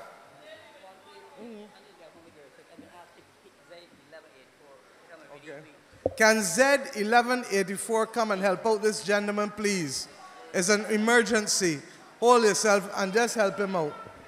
Z1184. Thank you. People, it's an emergency. Let me get forward. There are nurses who will be in the same position, who may not be appointed, cannot go into a single bank in Bridgetown. And I am saying to you tonight, colleagues, that Frundell Stewart has exhibited a level of cowardice by failing to face the Barbadian people and addressing the people of this nation for his actions. Not only do people feel betrayed by this government, no layoffs, no sell-offs, Not only has he failed to come and talk to you, they haven't told you, you don't know tonight how many people going home on the transport board. You know people going. You don't know tonight how many people going from the Ministry of Agriculture. You know people going. You don't even know whether the unions boast that they have stopped layoffs at the Water Authority can hold. Because Water Authority had names to send to. You don't know how many people going from the National Conservation Commission. This is not a private business in Swan Street or Broad Street. And you're going to tell me that the head of your government sending home 12% of the public service, and you don't know tonight where those people are coming from? There are people in here who have said to me tonight that management have told them that their name is on the list. This list has now assumed proportions akin to the one that Gabby sang about. And it may have the same impact on people, just as deadly, because people are worrying. Is it true? Is it true? Is it true that my name is on the list? This is not the Barbadian way, and this is not how we do our business. And I say to you that this government has brought every aspect of national life to its lowest common denominator. We started these people's assemblies for a reason. The voice of the Barbados Labour Party is not the only voice in Barbados. The interest of the Barbados Labour Party is not the only interest in this country. What must be foremost must be the interest of the people. And this platform will continue to allow people to mount it. Because at the end of the day, even if we take lashes, they are lashes given sincerely from people who believe that this country needs a space where opinion is not suppressed, where people are not threatened because they have a different view, where members of a political party do not disparage people who have given their life and time, as they did with George Bell last week, an expert in governance, to be told simply for the expression of a view guaranteed by the Constitution that he could be prosecuted. You heard Beverly Norville talk about the change of the law to put a Chief Justice in place in the dark of the night. You heard her refer to her discomfort at the unlawful removal of a commissioner of police. Nowhere else in our history has that happened. You heard a prime minister to this day not distance himself from a minister's remarks about cracking heads and shooting people. And now to add insult to injury, the ultimate insult, in the week when you would think he would be coming to you to talk about the people who are being sent home. That, can you imagine, having not found it possible to address these 3,000 people and the rest of us, that he has brought a piece of legislation, 2 clauses, to repeal the Public Accounts Committee legislation on Tuesday in Parliament. Well, let me tell you, the Public Accounts Committee is due to meet tomorrow morning. Parliament is meeting Tuesday. We are going to do our work so long as there's a quorum. The last time the Public Accounts Committee was to meet was the 13th of December. 2 weeks' notice, as is our custom, was given to every member. And all of a sudden, that was the morning that Chris Sinclair wanted to deliver his ministerial statement to the country. No problem. Tomorrow, witnesses have been summoned for the National Housing Corporation, and we are to meet again. But we do so against the background of a two-clause bill. And I can remember the bill, because Section 1 says this bill is to be cited as the Public Accounts Committee Amendment Act 2014. And Section 2 says the Public Accounts Committee Act is hereby repealed. Two clauses. Mind you, I wondered how they got it drafted so quickly, since Frandel spoke about it 3 months ago. But it is because it was a two-clause bill. If it barely had 5 clauses, you would have to wait another 9 months for it, because he does nothing in a hurry. But I asked the Prime Minister tonight, how can you find time to focus on the welfare of your government, to focus on the pensions of the 16 people in your parliament, in the government, but you can't find time to protect the wages and living of 3,000 workers in Barbados?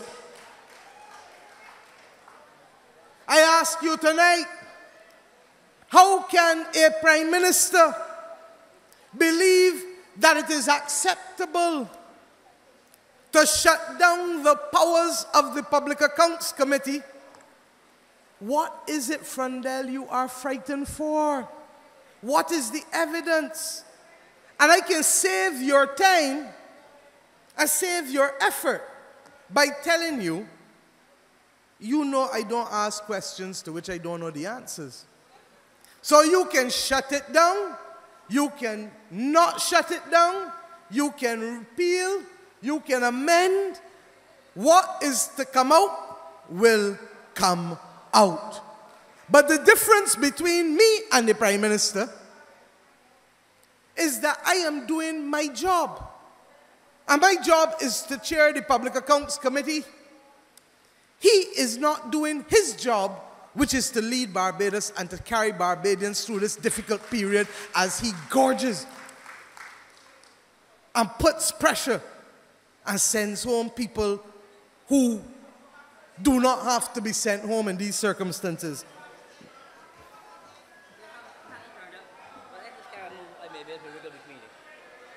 Can XA4529 please move? XA4529.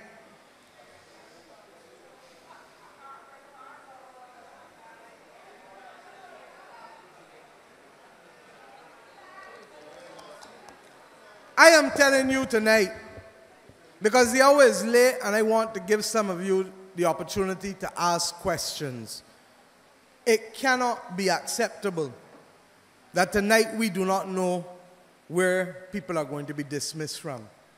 That we are learning this like if we are bystanders to another country's fortune. That workers are leaving home and being ambushed by personnel departments, and that they are being telephoned. And I am saying to you tonight that the Barbados Labour Party will continue to defend the workers of this country, even if others are not prepared to stand and do so. And if it is that there is a conscience in the people of this country, it must be exercised now to stand up, because you do not know when your turn will come. They may start with the 3,000. The other 4,000 temporary workers know today that they are now affected as well. And those of you who have private sector jobs understand that once money stops spending, that your jobs in the private sector will be next as well. And that it is conscience and courage that is needed in this country now to defend the interests and to defend the Barbadian way. We will do our duty, but the people have to stand up and be counted. And those who believe that what you hold dearly to, the Barbados that you know, the Barbadian way to which you have become accustomed, continues to be assaulted by this government week by week, then I say that the only thing that is keeping this government continuing to take advantage unfairly of the people of this country is the consent and silence of the people of Barbados. I have not asked you to do anything illegal. Will never do. But I say to you that if your conscience matters to you, then you must break your silence and let the government know that enough is enough. A time will come, and we will do it systematically. I have said that I will address this country on the true state of affairs. I said that I would wait until the layoff started. That moment has now come. And I will fully address Barbados. And if after Barbadians know the facts, and Barbadians are content to allow this government to do what they are doing, then Barbadians will have sealed their fate and all will be well with our soul and yours. But our problem is that to this date, Barbadians do not know how dire the situation is and what the true facts of this country are. And our charge against the government is the failure to come clean with the people and the failure to tell the people that by every measurement, by every index, this country is going in the wrong direction. And we do not have the buffer that other Caribbean countries have, where people grow their own food, where people raise their own stock, where people can take care of themselves in the harshest of times. And because of that, we have a duty to come clean with the people and ask the people, is this the direction that you want to go in? The Constitution allows only one man to call an election. But the Constitution does not prevent us from getting a referendum of the people. Because even if you don't have a legal referendum according to the Constitution, there are mechanisms for capturing the voice of the people, and we will go there once the people know the facts. By whatever mechanism, the people must know the truth in this country. And if Frandell Stewart and Chris Sinclair will not tell them, the Barbados Labour Party will give them the true facts governing them. So people, I thank you for coming out to these people's assemblies. I haven't done this by accident. I don't rub shoulders by accident. I believe that on the eve of the 50th anniversary of this country, the people, having been educated, must have a say in their affairs. And these fora are to give you that say. There is no government that is omnipotent. There is no government that is omniscient. There is no government that knows everything and that can be everything. And don't mind Frandell with his reference to he has his eminent persons group in his cabinet. Clearly, David Eswick does not feel that way because his name was not called, and he says he has another way. You can't even count Donville nowadays because he is nothing, neither fish fowl nor good red herring. But I say to you that as long as I am leading the Barbados Labour Party, the people of Barbados must have a say in the affairs of this country. And the contrast will be drawn to a government that wants to prosecute under the Public Order Act. The contrast will be drawn to a government that wants to repeal the Public Accounts Committee legislation. The contrast will be drawn to a government that can only appoint a Chief Justice by changing the law to suit the man. The contrast will be drawn by making sure that any minister or any member of Parliament who says that a government must be an instrument of oppression against the people will be appropriately censured in any Labour Party government.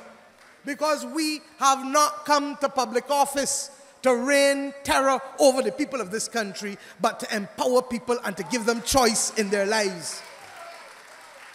And I ask you tonight, therefore, stay tuned.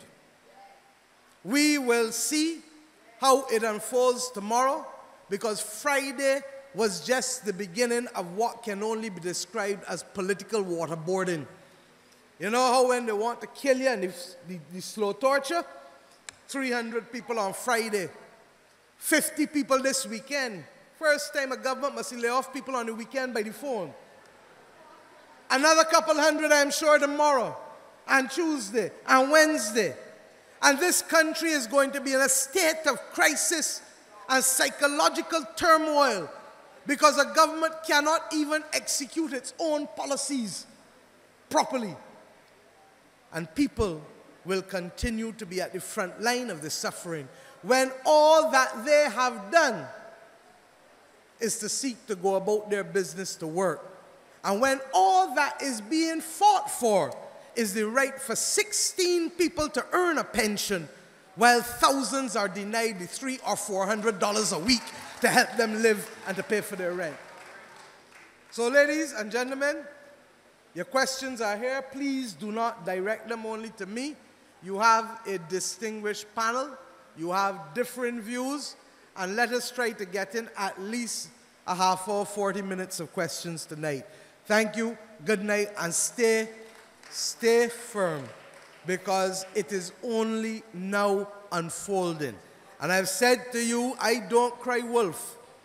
I do not believe in playing a ball that has not reached me in the wicket. But rest assured, I will not leave my stumps exposed, nor will I leave the stumps of the people of Barbados exposed to a wicked government. Good night, and God bless.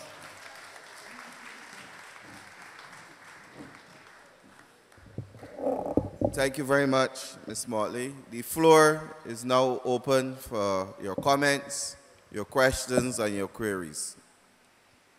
There's a mic at the center, and we ask you to use the mic for recording purposes.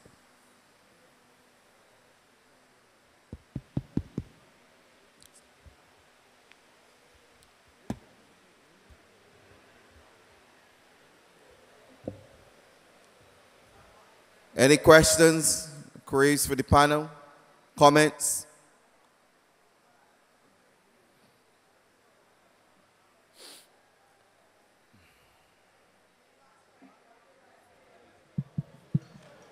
Hi, this one is actually directed to Mr. Wickham.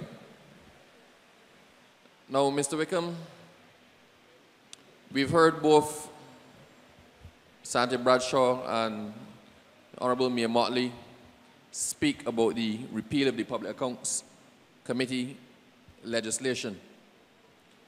Now, it is interesting that this happens when the Public Accounts Committee started to sit. There was a furor because the government was obviously trying to muzzle it. When Ms. Motley tried to bring on the committee hearing in December, they scheduled Parliament to clash with that, the ministerial statement to clash with that, so it had to be adjourned. She brought it on again, and they're seeking to repeal it. Now, it is obvious that the government is trying to stop the information from getting to the public so the public can actually be informed. But this reminds me more of Gestapo Germany than Barbados.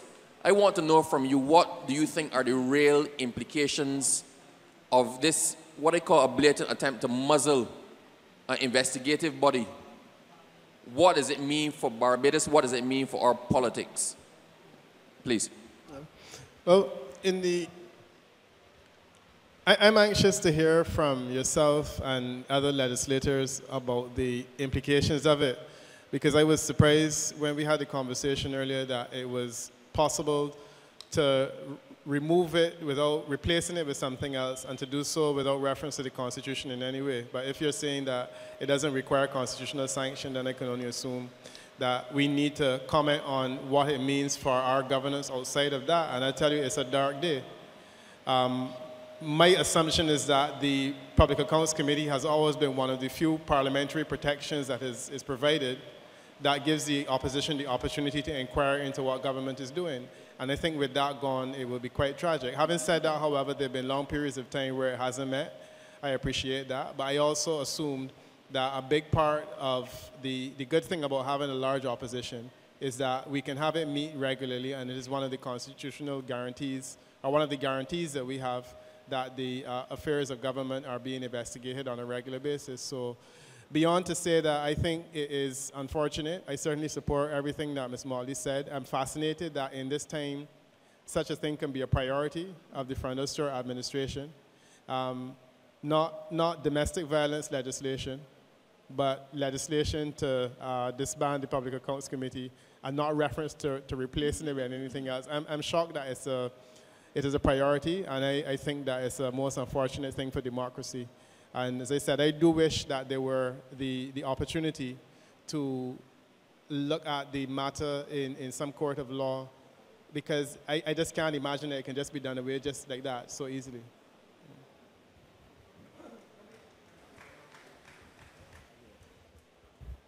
Let me just help a little bit. When the government repeals the legislation, it is effectively stopping the Public Accounts Committee from having members from both the House of Assembly and the Senate, and it is curtailing the powers that are now vested in the Constitution. There is provision in the standing orders of the House of Assembly for a Public Accounts Committee chaired by the Leader of the Opposition. It will go back to being only 7 members from the 12 or 14 that it is now. It will not have clear powers set out for how it can function. And in my view, it will weaken it, because it will not have members of the Senate or independent senators, for that matter, to be able to be on the committee. But what is more important is that it is also intended, because remember what the Prime Minister said when he announced this in October. He says he does not feel that, it should have the powers of inquisition. Now, we don't have powers of inquisition. We have powers to summons witness and summons documents.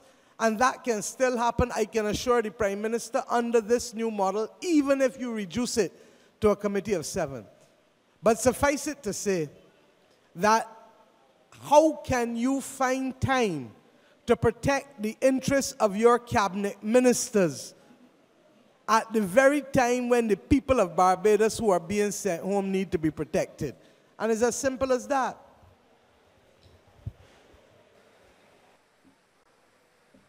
Further questions, remember that this is your forum, People's Forum.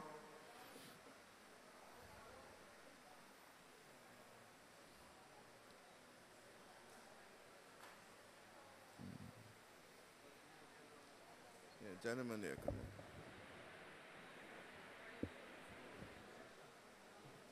Good night. My question is directly to the upcoming Prime Minister, Ms. Motley.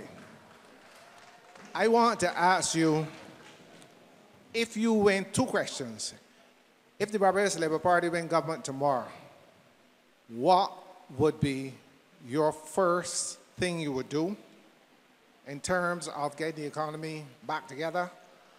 And tell us, what is the present position, if you know, how much money, if we will be able to pay the people who will be laid off, and what is the position with National Insurance, if we are in danger of being wrecked?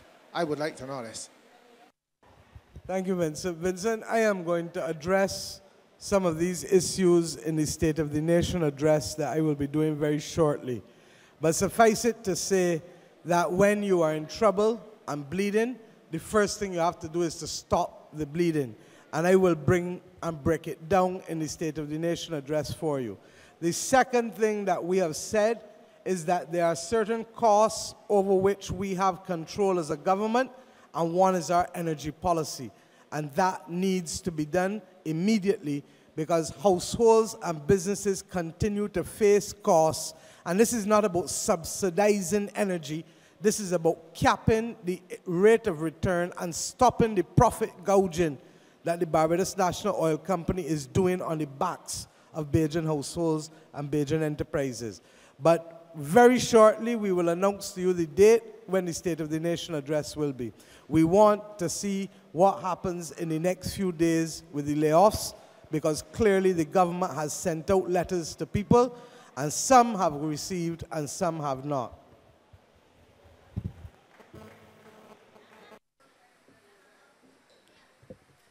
Any further questions? I'm sure there's lots of things you must be concerned about and you want to address to this body. Yeah, good night. My question to the panel. There have been some legal talk about certain what you can say or what's not to be said. It was just one of my legal heads on the table. What are these new laws that they are implementing now that you can't say certain things and you can't speak certain words? Is that legal or what really? Just let me know that from you all. And my second question is that I'd like to find out if, in what way, with the layoffs and the droughts, what is the Labour Party planning to do to hold hands with those people that were dispersed and in any way console or assist them? That's all.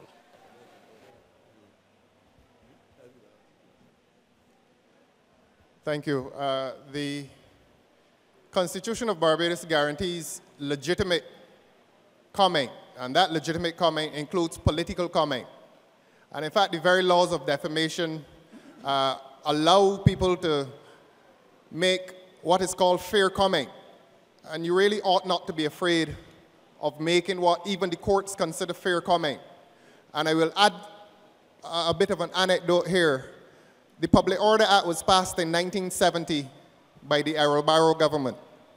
I distinctly remember that when Errol Barrow went into opposition between 76 and 86, and I think this was around the early 80s, he made a speech and said that the Public Order Act is the worst piece of legislation he had passed, and that when he returned to power, he would repeal it. Of course, he never did.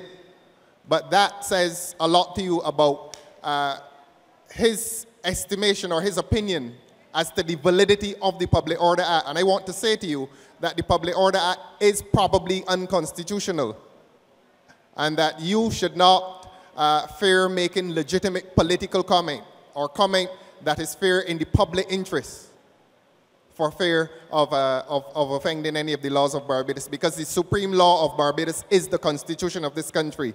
And I can almost promise you, although that sounds a little presumptuous, but I may be able to promise you that legitimate political comment will find justification in the courts of this country, so fear not.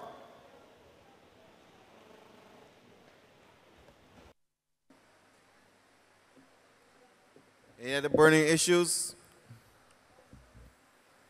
Remember, this is your forum. Things that are burning on your mind, things you need clarification on. I think the last issue was very important, what it is you can say in public. And I think it helps to relieve the fear in terms of speaking out. I think that was very important. Any other final questions or queries, comments? Good night to the panel. I feel that the Bajan people is scared because of what the Minister of Education said. If he did not use those words, you would have get more people out. But all I can say to them, you got to stand up for your rights. That's all. Okay?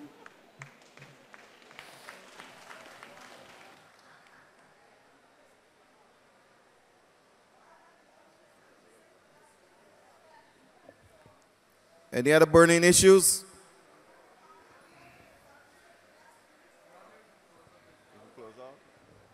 All right, well, we want to thank you very much for coming out.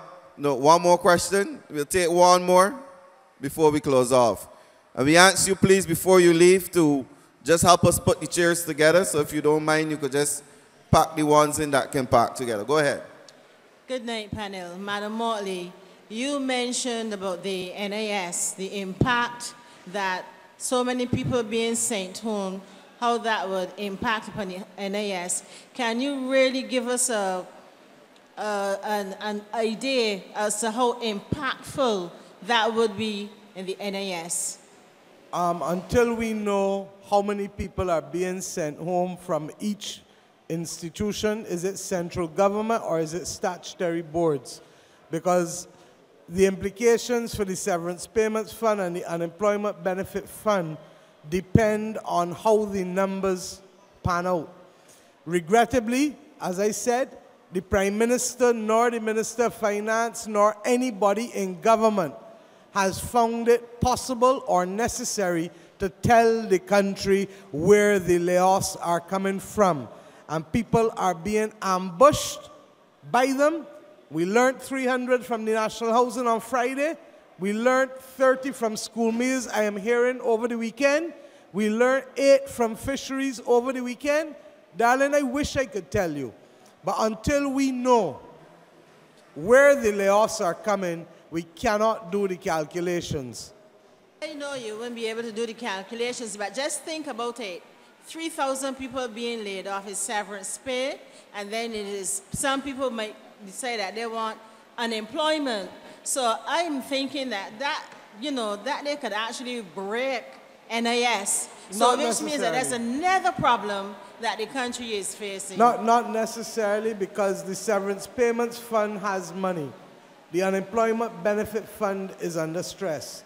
And not everybody who is being laid off is entitled to unemployment benefit, as the drainage workers found out. You carry them to Sherburne, get them enough food, get them a green paper, and a lot of the people who got the green paper could not qualify to draw cent one from the unemployment benefit fund. That is the kind of political charades and PR that this government... So you mean that the Bajans now will soon be starved out? Lots of us won't be able to eat. That sounds real bad. That's going to be, that's dread. I hear you, my dear. It's dread. One more question. And I to my next Prime Minister. We have not closed yet, just a reminder. Good night to Ms. Motley, my next Prime Minister of Barbados. My main concern is St. John Hospital. Will there be an investigation into St. John Hospital? St. John Polyclinic. I would like them first to tell us what is the level of cost overruns.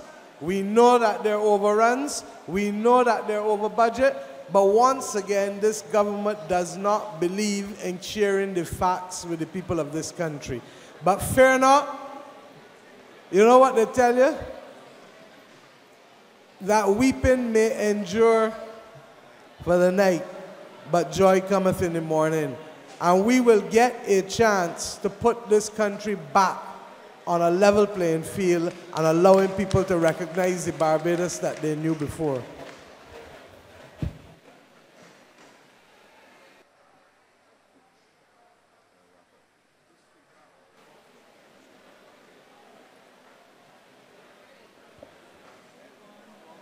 This is the last question for the night. It's really a comment rather than a question. Good night to the panel. And it's just to let you know what transpired at National Housing on Friday and the way it was done. The inhumane manner in which, excuse my hat, the inhumane manner in which it was done on Friday was that people assembled to work as usual. Highlighted in the nation was that the National Housing Corporation and the Transport Board will not be given any signal of retrenchment that day because there was not a letter for the office, the Prime Minister, whoever, to see.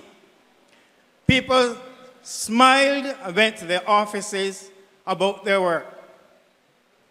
At 17 minutes after 9, as though the man from the prison is ringing the bell and asking the convicts to assemble to the Hyman's noose. The accountant, financial controller summons persons. Told the persons that you are wanted in the general manager's office. When you got to the office, you were summoned to the boardroom. And from there, a letter was handed out. Nothing at all prior to that. The first person that signed the letter bent on her knees And there was more shouting in the headquarters at National Housing than persons who would have lost a loved one seeing the burial. It was rather traumatic.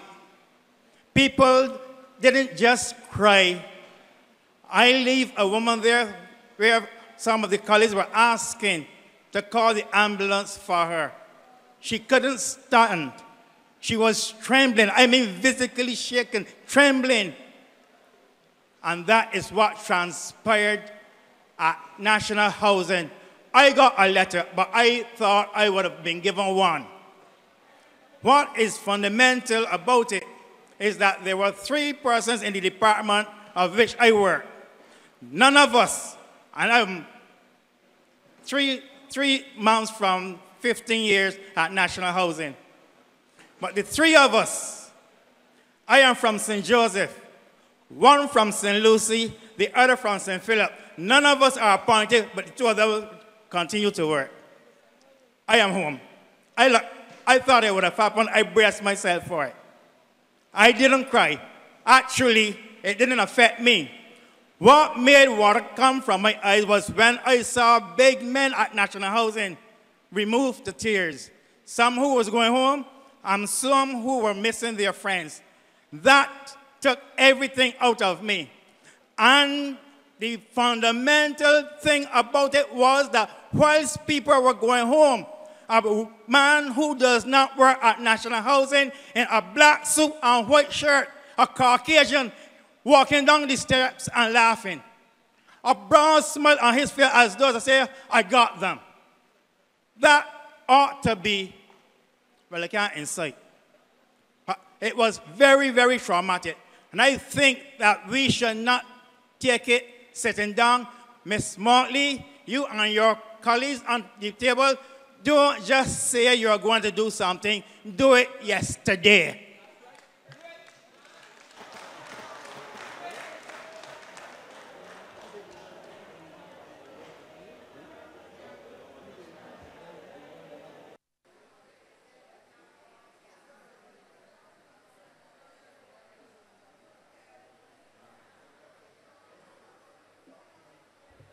All right, we thank you very much for coming out tonight. We ask you to look forward for the next People's Forum. We ask you to get home safely. Continue to support this process for all Barbadian people. As you heard the last speaker, Barbados needs a response to what is happening across the country. And your collective responsibility is necessary. Thank you. God bless. Have a good night.